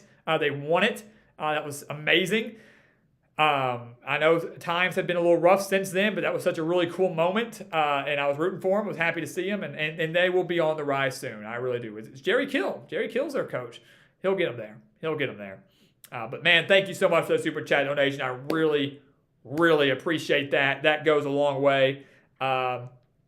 Goes a very long way and means a lot. So thank you. We'll be rooting for the Hogs together. We'll be back on here on Sunday and Monday next week, talking about that game, and hopefully all of our new Hog fans we can all enjoy. Hopefully we can all enjoy and relish in that victory. Fingers crossed. But I love that comment, the inferior Aggies. That's awesome. Matthew Castleton, thank you, man. Best college football channel on YouTube. That's the goal, baby. That's the goal. Again, 3 guarantees. Transparency. Always going to bring you transparency. Going to bring you some high-class engagement. And we're going to bring you winners. 100%. And speaking of winners, we just got a sale on the expert picks. How about that? Boom. Put it up there. Let me find out who it was. Right here. I don't even know if he's on the chat with us. That's actually not even a name. Foncia. I don't know. He's from Minnesota. I don't know. I don't know who he's from or who he is, if he's even on the chat with us, because not an actual name. But just had another expert pick sale, which means we are 1 step closer to the 100, and we're 1 step closer to me doing the gritty right here on the channel. How about that? So whoever you are from Minnesota, thank you so much for that. Give yourself a round of applause, everybody. It's fan-freaking-tastic. Derek Miller doesn't like it because Derek Miller doesn't like to have fun.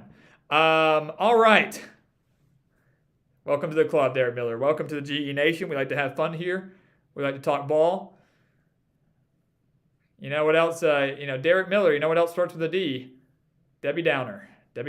All right. Coming back up here. Let's see. Cape, did I see the ridiculous targeting call against the Texas linebackers that got denied after the appeal? How badly do you think this will affect football going forward? I don't want to get into a rant about the targeting calls. I saw it. I saw it was denied. Targeting is such a touchy subject. It's one of those. Here's the bottom line. I get why it's in place. It's not even there for, it's there for player safety on both sides. Not just the person getting hit, but the person doing the hitting, right? I get it.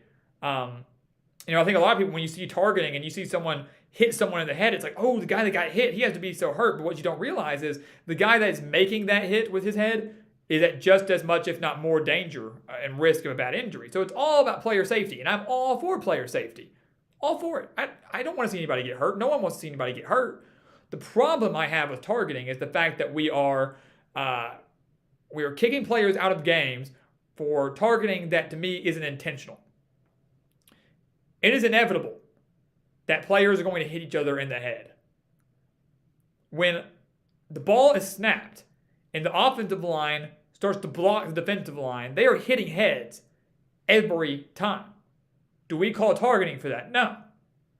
And I get that's a little bit different than, a player, running down the field and you launching with your head. I mean, what was it, the Florida State LSU game in week 1? I can't remember what LSU player it was, but that was clear-cut targeting. He leapt forward through the air and with his head went to headbutt him. That was clear-cut targeting. I didn't have a problem with that. What I do have a problem with is a running back, running up the middle, and as he's getting dragged down from behind, his head goes down because he's getting pulled down, and the other player going in to wrap him up hits him in the head, and he gets ejected for targeting. Was that intentional? No. Because here's the thing. You are taught to go low when you tackle. You are taught to wrap up around the waist. Your head goes on the ball if you're trying to pop it out. But if you're trying to make a solid tackle, you get them around the waist. You don't go for crappy arm tackles. You don't go high. You go low. And so, as a player, when the game's moving so fast, like a linebacker, you're moving so fast, and you see a guy running straight up at you, full steam, and you're pursuing him. And then someone clips his ankles, and he starts to go down. And you're already in the process of going to tackle him, and you pop him in the head. Yeah, you hit him in the head. You hit him helmet-to-helmet contact. Was it intentional? No. Was it an accident? I think 100%, absolutely. But that's not in the rule book. It's, we hit him in the head, he's ejected. So we're ejecting players for a half. If that happens on the first play of the game, you're ejected for the entire game. If you get ejected in the second half, you miss the first half of the next game. It's too overboard. So if you want to keep the targeting rules in place, fine, do it. Do it for player safety, but change the rules on the ejections. I am for targeting. I'm for the penalties for targeting if it is clearly intentional, like that LSU player against Florida State. When you can clearly tell it's accidental and it happens because the player fell down or it happened because they were in a scrum or whatever it was, leave it alone. Make it a 15-yard penalty for all I care. People won't be happy about it, but it's better than an ejection. I think that's what it is for me. It's the ejection part that frustrates me the most. Because it screws over a lot of teams and a lot of players that don't deserve that. It's just very, very frustrating, So I'm for keeping it if they can learn how to control it. Bottom line for me. All right, got me on a little bit of a tangent there. Let's see here. Eddie, yeah, I remember when Missouri beat Oklahoma. Yeah, number 1 Oklahoma in 2010. 2010 was a pretty wild year. I do remember that. 2010 and 2011 were up there as some fun years too. I mean, I know 2007 is the year that people like to reference the most, but both 2010 and 2011 were a lot of fun. Again, Dave and Noah and Max and CCD, Ben and Tyler, all of you, thank you so much for those super chat donations. And Steven, back earlier in the chat, thank you again very much for that. Again, love seeing those numbers up there, and again, goes a long way. And whoever our viewer was from Minnesota, if he was on here tonight for purchasing those picks, we really do appreciate you as well. CCD says he low-keys makes more money off of donations than the picks. Sometimes, maybe that's what I need to do to get to that 100 mark. Maybe when you start factoring super chats in for that. Like, hey, if you super chat the 40 or 60 like you would for a pick, we'll count it to get to that 100 mark. Cause I kind of want to do that live stream, guys. I really do. We got to have something to work for towards it. Got to have the funds to fund that as well. But yeah, no. Hey, the super chats though, we love them. We appreciate it so much. Let's see here. Let's see. Trying to catch up here. Talking about targeting for sure. CCD says another successful stream as we get closer to make GE a millionaire. Man, wouldn't that be something? That's the goal. It's investment, baby. It's investment. And if you think when we reach that point that we're just going to forget about the GE Nation, you got to think again, baby. You got to think again. We know y'all's loyalty and your passion to our channel. We appreciate it so much. So when that time comes, CCD, whether it's a millionaire or whether it's a big, gig somewhere, we're on ESPN, we're on Fox, we're on CBS, whatever it is. You think you like getting shout outs now? Wait till you get shout outs on national television or wherever it is. Or when when we've grown this empire into something much bigger than it already is. Wait till you get your shout outs then. Let's see here. Hey, Matthew, thanks, man. Thank you so much. Thank you so much for stopping by. I'm glad you guys got to come by tonight. We got to talk some Kansas State ball. We'll be back on here tomorrow morning at 8 a.m. If you're free then. But if not, we'll definitely be talking with you throughout the weekend and next week, recapping the Kansas State-Oklahoma game, baby. But Matthew, thank you again for your super chats tonight. Thank you for being here. And go Cats. Go Cats. Go Cats. Let's go. Let's see here. Yeah, all of you guys talking about the targeting rules, I'm with you 100% on that. Like Tyler just said, how many times do you see running backs get to the second level, drop their helmet, lead with the crown to run over the linebacker or the defensive back? Um, you don't. He goes, if refs took targeting seriously, running backs would be called for targeting every single game. Because you're right, you don't. And I was saying you don't in the sense of that getting called. You see it happen, but no one calls it. Very rarely do you see offensive targeting. And that's the thing. With many things within the NCAA, there's just way too much inconsistency. It's because there could be offensive targeting. The running back lowers their head, pops them, trucks them. Do we call targeting for that? No. Do we call targeting every time the offensive lineman and defensive lineman clash helmets in the trenches? No. We're not consistent. We're not consistent in our ruling. We're not consistent in the transfer portal. We're not consistent when it comes to eligibility. And that's not a fan problem. That's not a player problem or a coaching. It's a leadership problem and as we all know, the NCAA has no leadership. It has no leadership. They have no backbone. They're getting run over and no one is there to stop it or help it. And that's the problem. That is the problem. Yeah, excellent point, Tyler, for sure. Excellent point. Hey, shout out to Cinnamenson06. He said, I'll be the next Ace Rothstein from Casino. Hey, I ain't opposed to that, right? I opposed to that. I know Ace. Maybe so. Maybe so. Time will tell, baby. Time will tell. I feel like we're on our way with the track record that we have and the numbers that we have and how excited we are with our picks coming up this week in week 4 for that and NFL. They've already been posted on our website. Deep analysis for both of those on the website too. That's the goal. That's the goal. So thank you very much for that super chat, man. That goes a long way. That goes a long, long way. So thank you. Thank you. Let's see. And Matthew Castleton, I agree the punishment for targeting is too severe. It should be a penalty similar to the... That's a great way of putting it. I should have said that because I've seen people talk about that. Flagrant foul in college basketball and the NBA, different levels of severity. It's so true. You get a flagrant 1 foul in basketball, it's like, okay, like 2 free throws, right? That's it. Flagrant 2 sometimes leads to an ejection, and it's like two free throws in the ball or a free throw in the ball, depending on college or NBA rules. That's how it should be in college. You see a targeting call, it's like, okay, hey, that was bad, but that wasn't over the top. It was clearly not intentional. So it's a flagrant 1 in college. 15-yard penalty, no ejection, let's move on with our lives. You see one that's blatant, a blatant hit, blatant dirty hit, dirty play, flagrant 2, give him the penalty plus an ejection. That's how it should be. It's not that hard. It's not that hard. And it really, a lot of times, it makes me wonder who we're dealing with at the NCAA when we're dealing with, when we've got guys here, fans like ourselves, like yourselves, like myself, analysts that, even your top dogs on, ESPN, CBS, Fox, whatever, that aren't in a position of power. They're in an analyst position, but they don't have any decisions when it comes to rulemaking and things like that. And we've got all these people coming out with better ideas and ideas that make sense and are logical, and nothing changes at the higher ups. Nothing changes within the rule book and how the game operates. That's a problem. Because what that tells me is one of two things. Either one, the higher ups that make the rules and make these decisions don't care. They don't care. Or 2, they're not competent enough to make the changes. That's it. It's one of 2 options. You talk to someone up there, they go, well, it's a lot more complicated than that. It's a much, more, tedious process, and it takes time and all that. And I call BS. 100% BS.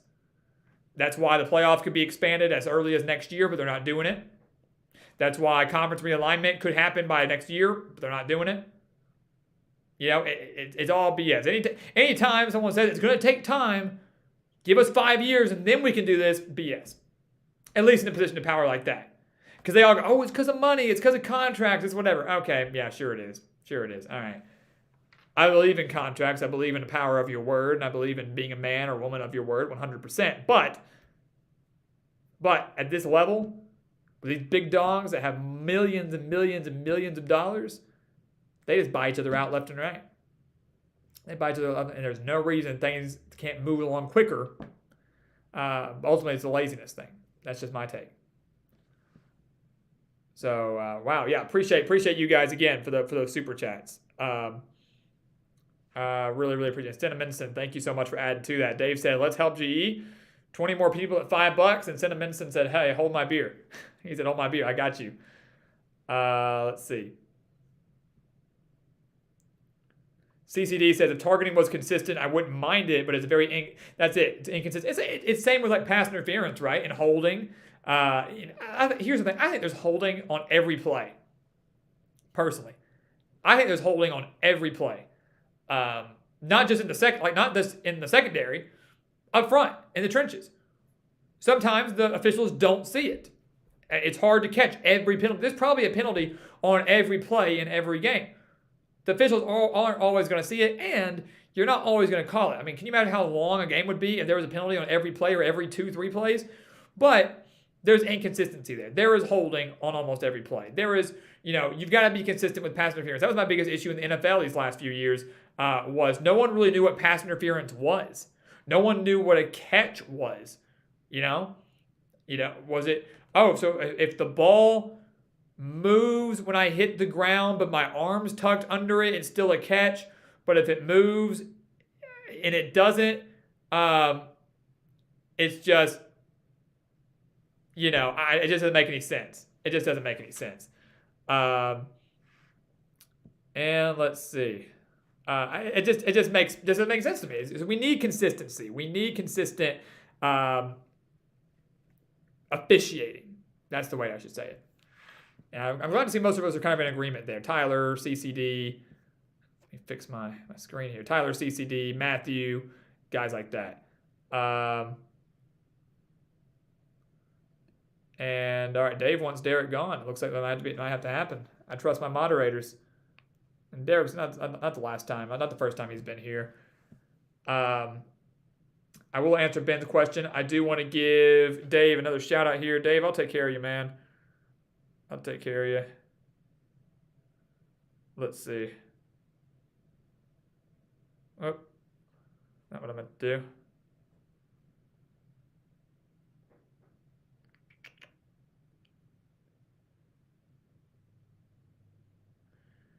All right, we should be good to go. He was timed out for 5 minutes. But we don't want that. Got to get rid of him longer than that. Boom. Got it.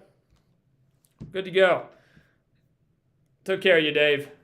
That's just one of those things. When it comes to moderators and dealing with people, every now and then you get those bad apples.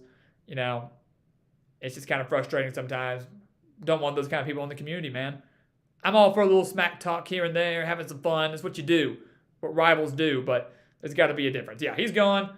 He's gone. We got him out of there. He might be able to comment some, but it says it's completely hidden. So if he can type all he wants, but his things aren't going to pop up. So we're good to go. We're good to go. Appreciate that. Dave, again, thank you for another super chat, man. New name is the Gridiron Empire. When you help a quality person who's competent and is passionate, I promise you feel great for giving $5 for his efforts. Thank you again. I mean, Dave's given 100 times that. I mean, I swear if I went back and calculated that, I'm sure it's been well over $500, which is unbelievable. And I really thank you so much for that. And thank you for moderating as well. I mean, being a moderator is a big deal and not an easy task. I get to power it all from my phone right here and give a little. It's kind of fun to get to just pick and choose, do little things like that. So I appreciate that very much, Dave. Thank you again for that super chat too. Ben, thoughts on Penn State? Thoughts on Penn State? They are good, man. I'm telling you what. I'll tell you this. I don't know if it's more of Penn State being good or Auburn being bad. But what I will say is it is very difficult for any team, regardless of who you are, to walk into a sold-out, loud Jordan-Hare Stadium and win in dominating fashion. That is not an easy thing to do. And Penn State won by 29. Their defense is stingy. Who's their defensive coordinator, you might ask? None other than Manny Diaz. How about that? Coming over from Miami. Gets fired from Miami. Penn State picks him up. And traditionally, Miami had some pretty stingy defenses. Manny Diaz was the DC there for a while. Remember the Manny Diaz saga? He was the defensive coordinator at Miami. Was going to go take the Temple job. And then when Mark Richt resigned, surprisingly, Manny Diaz came back and took the Miami job, which I can't say I blame him. But it was a wild couple months for Manny Diaz, and obviously Miami didn't pan out for him. He's gone. But Penn State's defense is very stingy. They're very fast. They're very physical. Sean Clifford, when he's healthy, is very, very good, very dominant. We've seen that through these first 3 games of the year. I mean, Penn State, 2 quality wins on the road at Purdue and at Auburn. You know, a lot of people thought they might be 1-2 through that point, and I'm guilty. I thought they would be. I really thought they'd lose to Purdue, and in the preseason, I thought they'd lose to Auburn. Now, last week, I did pick Penn State to beat Auburn. That was after I watched Auburn for 2 weeks and was like, not getting a good feeling about this. So I guess technically I had them at 2-1, but I didn't think they'd be 3-0 for their first 3 games. Now Penn State's going to get some home games coming up. They'll be 4-0. I think they play, Central Michigan this week. But it's shaping up for a possible top 10 showdown in a few weeks when Penn State takes on Michigan. And that's going to be a lot of fun. Good defensive battle, fun QB battle. I love this Penn State. I've always been a James Franklin fan. And I was really disappointed when Penn State kind of fell off the map last year. What were they, 5th in the country? Lost to Iowa, and then losing to Illinois. Just kind of, here's my only fear about Penn State. Last thing I'll say about Penn State. Every year, it feels like the Nittany Lions lose a game they really shouldn't. It just feels like that's the way. A couple of years ago, it was Michigan State. They weren't supposed to lose to Michigan State, and they did. Last year, it was Illinois in 7 overtimes. Weren't supposed to lose that game, and they did. And it's typically one game that Penn State loses, not named Ohio State, that cost them their season. Because you can lose to Ohio State and still maybe get into the playoff, still get into the Big Ten championship, still make a New Year's Six bowl game. One loss doesn't ruin your season necessarily. But it's a lot of times that right before or right after that Ohio State game, Penn State is just down on themselves and they lose a game they shouldn't. Like in Indiana, which I know that was at the beginning of the year, back in that COVID year, but still. And it just ruins it. It ruins them. James Franklin has to find a way to stop that from happening. You lose to Ohio State, okay, no big deal. It happens. Ohio State's pretty dang good. We understand. But don't lose to Illinois. Don't lose to a Rutgers. Don't lose to someone you shouldn't lose and where you clearly have a little bit of superior talent. Just don't. That's the biggest thing. Let's see here. Last few here. I want to hit CCD. He says the game Penn State will lose that they shouldn't will be Maryland. He's going, so he'll be the good luck charm. Why not? Heck yeah. Dude, are y'all, let me ask you this. Are you superstitious? Not just you. Is anybody here superstitious? Do you guys have a ritual that you have on game days? Comic dude, I'm sorry. I know. I shouldn't have said it. I'll slap myself on the wrist for that. But do y'all have a ritual? Is there a certain jersey you wear? Some people wear socks. Some people wear some weird underwear. Is there something you do in your house? Is there a sign you slap or a certain meal you make?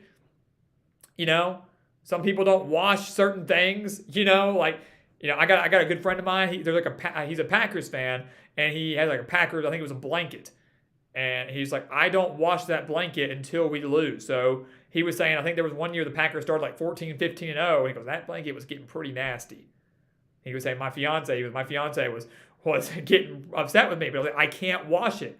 And then they lost, and he was like, okay, we can wash it now.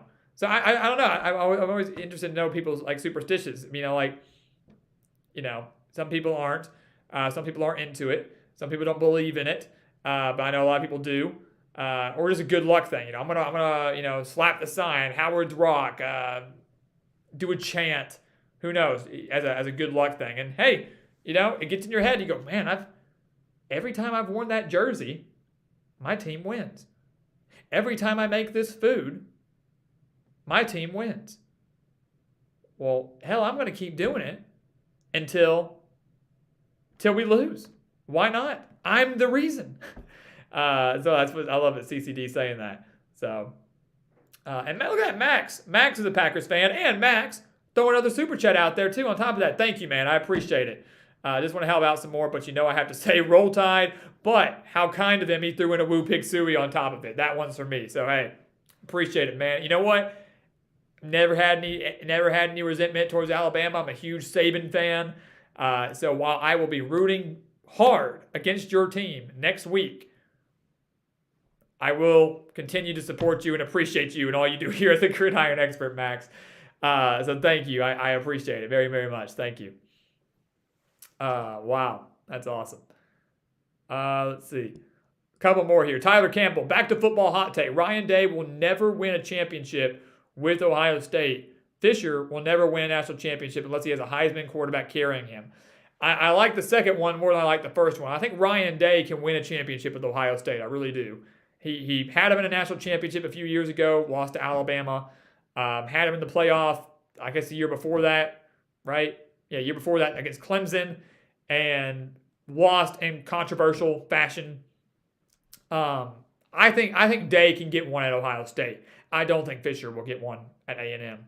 I really don't. Even with the Heisman quarterback. I don't. He's recruiting well, and the recruits aren't panning out, and he's in the mighty SEC. He ran the table with Jameis Winston in the ACC when the ACC was kind of down, when you think about it. I mean, go back. That was really, when Jimbo Fisher won that national championship at Florida State, that was 2013. That was really before Clemson started getting good. They were on the rise, but they were not the Clemson like we've seen these last few years. Right? And then who else was there? Wake Forest, nowhere near they are now. NC State, nowhere near they are now. Miami, always up and down, never really as good as you could say they are now. You know, the Coastal, really, there were no big contenders. You remember, they played Duke. Florida State played Duke in the ACC championship one year. I think that was the year they went to the playoff. So it was before they won the national championship. I can't remember who they played that year. Was it Georgia Tech or somebody like that? But, like, let's keep that in mind. Let's keep in mind. So, Jameis Winston was great talent. Kelvin Benjamin, great talent. Like, I mean, Florida State was loaded and they were good. I'm not taking anything away from that. But what I am saying is they were in a very weak conference where if you take that Florida State team now and put them in the ACC now with a dominant Clemson team and Wake Forest being how they are and NC State being how they are, Miami, Pittsburgh, guys like that over in the Coastal, and say, all right, Jimbo, do what you did 10 years ago. Do it now. I don't think he could do it. I don't think they'd go 26-1 over a 2-year span. I don't think it would happen. The game has changed so much. The teams have changed so much. He benefited from a very weak ACC during that time. So now he's in the SEC, where the SEC's never really down. You know, Bama's typically pretty good. LSU typically good. Arkansas now on the rise. Traditionally, Auburn is pretty solid in the West. I know they're going through a tough spell right now. In the SEC, there's really no team you look at and you go, that's an easy win, other than maybe like Vanderbilt right now, traditionally. And Vanderbilt's still looking better in year 2 under Clark Lee. So, yeah, I like Tyler. Ryan Day will win a championship at Ohio State eventually. Don't know when, but it will be soon. Jimbo, not happening. At least not happening at A&M. Tell you that. CCD. He goes, Dave told me you know what's funny is I love the super nice comments and the stuff that comes with the super chats. I really do. Those mean a lot. Seriously. But that was just funny. It's like I just picture him being like, Dave told me to do this, so here. Like it's just, I don't know, it's just something out of a movie. So CCD, thank you. I appreciate it very much. Dave, thank you for encouraging.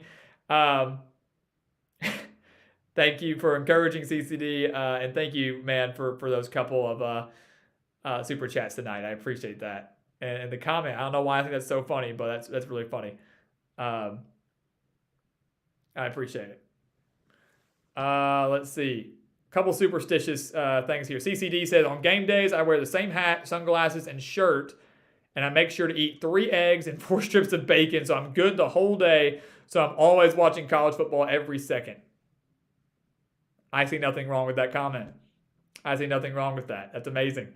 Same hat, sunglasses, and shirt, and goes to town on the protein with the eggs and the bacon. Whew. I'm kind of with you. I don't like to get up. You know, I have, like I said, I've got like 5 monitors typically at one time. Got like 2 TVs, the iPad, sometimes another iPad or a laptop, a phone. Like I got it going.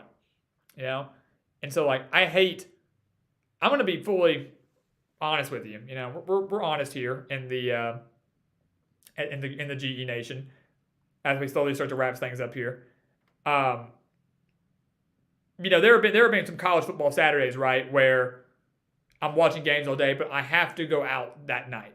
I've got a dinner to go to. I've got to go meet a friend or a family obligation or whatever it is, right?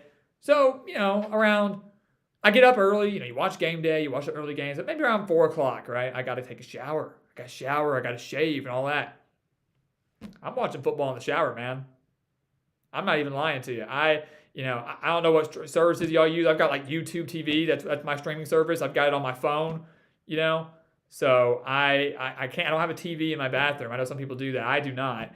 But I get up there. My shower has got like a little ledge, So I get my phone up there and I just kind of like prop it up, So washing your hair, rubbing it, looking up, just lather up, and then every now and then you'll cheer as you're watching your game in the shower. And I've had some friends and I've had some friends and family that go, what the hell was that in the bathroom? But sorry, that was me. My team just scored a touchdown. Or sorry, that was me. I just my pick just covered. So I gotta do it, man. I don't like to miss games, but if I do, I'm still watching football while I'm in the shower or while I'm brushing my teeth or whatever you gotta do. So yeah, 100% there. Beautiful thing. But CCD's got a heck of a ritual. And what was it, Tyler, that said that? My pregame ritual is taking a shot of Wild Turkey 101 before heading into the stadium. Talk about tailgating, man. I think we need to get a big Gridiron Expert tailgate going at some point. That'd be fun. Get CCD down here with his ritual. Get Tyler down here with his ritual. Bring everybody's different backgrounds all together. And let's have one big giant tailgate. So we're, I tell you one thing, I really hope to one day have have some sort of Gridiron Expert meet and greet type of thing, like Gridiron Expert golf tournament or a Gridiron Expert tailgate or something like that. And my goal soon is to, maybe not this season, but next is to kind of bounce around, like we do with our on-site predictions, bounce around in different stadiums and maybe try to pick a stadium, to go to for an on-site thing. And actually be there for the game and meet a bunch of you guys and be with you guys and just kind of really take in football together as a community, as the nation. That's kind of the goal. So, man, I love the rituals though. It's pretty cool. Comic Dude says you can also feel an aura in the stadium before the game. Sometimes it determines the outcome. Yeah, what's the energy like, in a stadium beforehand? What are you feeling? I definitely feel that. Definitely get that. Major shout out again to Tyler Campbell and Doggy. I appreciate both of you guys again. Thank you both so much for that. Let me answer both of these as we're wrapping it up. Tyler says, if Marcus Freeman was head coach of Ohio State, does he go 3-0 or 0-3? If you picked A, that's why Ryan Day, unproven, does not win the Natty. It's a good question. So, is he 3-0 against Notre Dame? God, who would it be? Is he 3-0 against Notre Dame, Arkansas State, and Toledo? Definitely two of those wins with inferior opponents. I mean, we're basing that off of two cupcake opponents there. We're not really basing that off of some elite talent.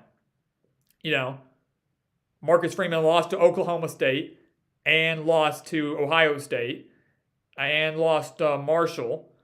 So he's 1-3 as head coach of the Fighting Irish and barely beat Cal last week. So I don't know. I do think sometimes it does depend on talent that is given.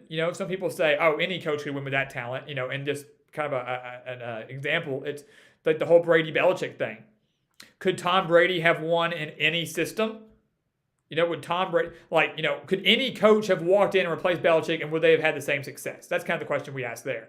Same with Marcus Freeman and Ryan Day. So with the Brady Belichick thing, if you replace Bill Belichick with Jason Garrett, former Cowboys head coach, if you replace him with Jason Garrett, do the Patriots and Tom Brady still win 6 Super Bowls? I don't know. Do they?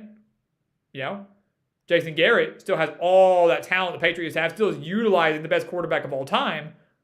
Do they still win? Does Bill Belichick still win in Dallas with Tony Romo or Dak Prescott or whoever it is? It's a good question. I don't fully agree with that take on that. And honestly, Marcus Freeman probably could be 3-0 because he's played 2 cupcake teams if he was in Ohio State's position. But Ryan Day, again, and again, Marcus Freeman has not been a head coach before, but Ryan Day still has had his team, in the few years he has coached, had them in the college football playoff where they narrowly lost to Clemson, got them back to the playoff where they played Alabama for a national championship, and got them to the Rose Bowl last year where they beat Utah. So 3 consecutive years they've had very good seasons. And again, I don't know if that's fully a testament to Ohio State's talent, but I think there is something to be said for coaching there. I don't know if Marcus Freeman could have done the same. Let's see. Comic Dude said, I had to wear the same attire for game days every year between 2017 and 2021 because, of course, being in the band. But he didn't exactly affect the outcome. Yeah, sometimes, sadly, it just doesn't even help. Like sometimes you're just like, it's such a lost cause, it doesn't even matter. That's actually really funny. Let's see. CCD says, I wake up at 8 a.m., so I shower in the morning so I don't miss Pac-12 after dark. I love it. That's dedication right there. That's dedication. And Doggy, I want to give you a shout out too. I was addressing Tyler's question. Doggy, thank you for your super chat. How bad would Notre Dame have to be for you to skip them? Doggy is on me, man. He is on me. For the last couple of years, guilty. I have neglected UConn, New Mexico State, and UMass in our predictions because when I've got a whole notebook filled. Like, I want y'all to know something. When we do these preseason predictions, right, for all of these teams, I am scheduling those videos out months in advance. I got a whole calendar and I'm like, okay, if I film these 2 videos here and post them here, we'll be good. Like, because you can't remember, we're putting out over 80 prediction videos in a single summer. And most of the time it's in less than 2 months. We start late June into mid-August because we want to make sure we're done with all those predictions before the season starts. So we're getting about 80 prediction videos out. And based on recent numbers, not many people, with the exception of New Mexico Noah, and I should have done it for him. I didn't even know we had New Mexico Noah in the in the fan base as part of the GE Nation back in the summer. We have neglected some of those other schools. So he says, how bad would Notre Dame have to be for me to skip them in next year's analysis because we did skip a handful of independents? So that's a really, really funny question. Really, really funny and good and witty. I like it. 3-9.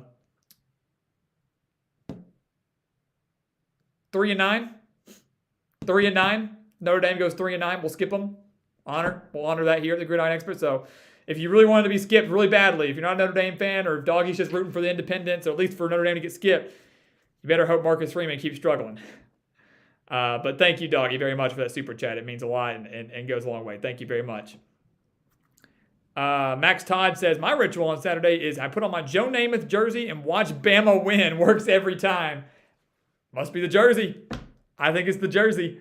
Works all the time, man. That's hilarious. I love it. I think it's cool you got Joe Namath jersey, though. I love that.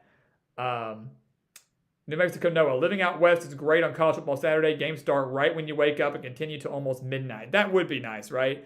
And I've actually had that thought about that, like in the sense of, if I lived out west, if I lived in California, right now it's 9:06 here Central Time.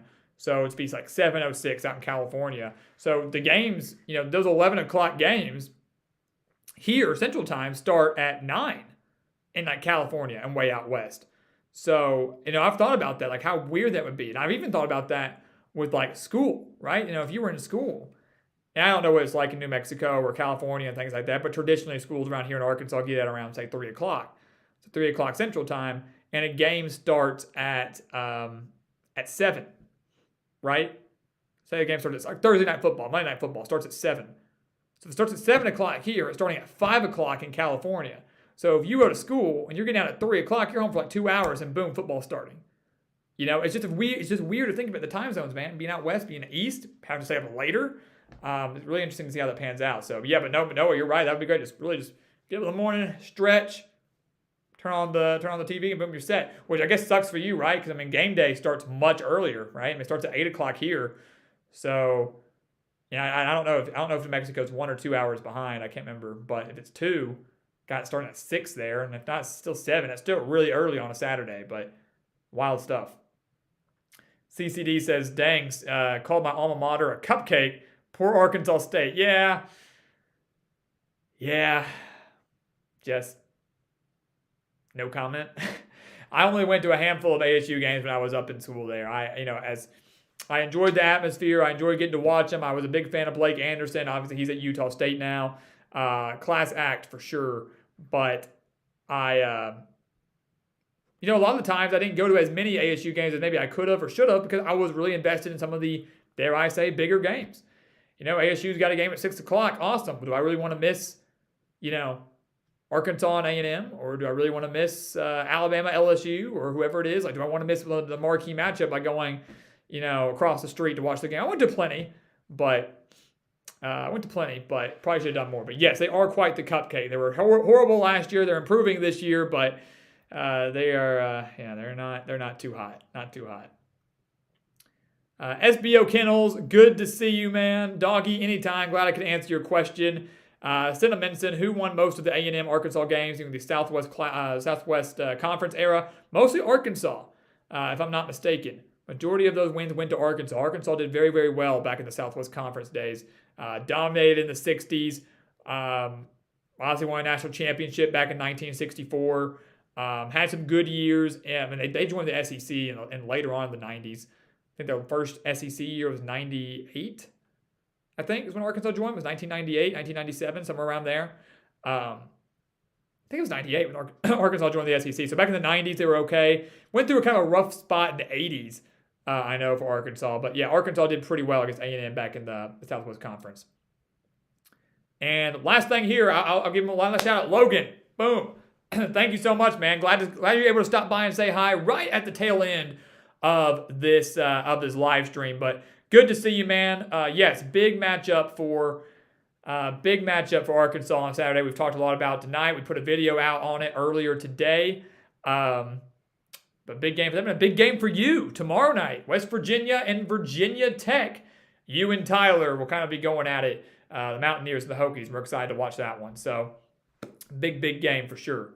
And with that, guys, we will wrap this thing up with a close. Went a little bit longer today, but totally worth it, right? We I do want to give a shout out here. Tyler, he says, while studying at Virginia Tech, aerospace, my grad mentor was literally the smartest dude I've ever met from Little Rock. How cool is that? That's super cool, man.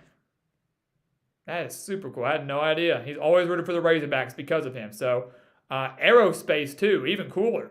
That's impressive enough as it is. That's super cool, Tyler. And very, very neat as well. So, hey, it's amazing the reach that Arkansas has so far. That's wild. That's pretty wild. So we got, the hog is everywhere. The power of the hog is everywhere. You call them and they'll always come too. Awesome, Tyler, man. That's really cool. I love that. That's what a great way to end the night, I should say, as well. So with that, guys, thank you all so much for an unbelievable night here at the Gridiron Expert. I tell you, there's something about these nightly live streams that just do it for us, and just the conversation's better, the engagement's better, and we just have so much fun. But regardless, we'll still be back here tomorrow morning at 8 a.m. Central Time. We'll be taking some calls early in the morning. So on your way to work, on your way to school, give us a call in, and we'll talk football for about an hour or so. But we're excited to see you tomorrow morning, but I want to thank you guys all so much for another phenomenal night. Doggy, CCD, my man Dave, and Max, thank you both so much for your super chat donations. It really meant a lot. Same with Doggy, same with CCD. New Mexico Noah, same for you. Tyler, Logan, Steven, earlier up on the chat.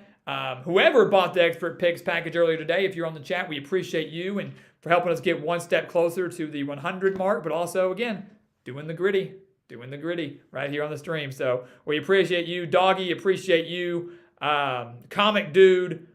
I'm just trying to go through. Ben James, Senna Minson, Matthew Hazelhorse, Ben Ormond, all of you guys. Ken Sterling, Matthew Castleton, Arkansas, all the way from Las Vegas. We appreciate every single one of you, all the donations you guys made tonight. Stephen Cuffey, we definitely appreciate you. And everybody else that will be watching the stream, whether it is later tonight, tomorrow, whenever, we appreciate you and are so glad you decided to become a part of our GE Nation. So with that, guys, make sure to be back here tomorrow morning. Check out the other videos we have coming out. We had Arkansas A&M yesterday, Tennessee, Florida tomorrow, Clemson, Wake Forest on Friday, and then that will lead us right in to another college football Saturday. Unbelievable. Already a month through the season. Time flies, though, when you're having fun. Thank you guys all so much again. Truly the best fans out there. You make this channel tick. You make it grow. You keep us going. Couldn't do it without you. Have a great rest of your night.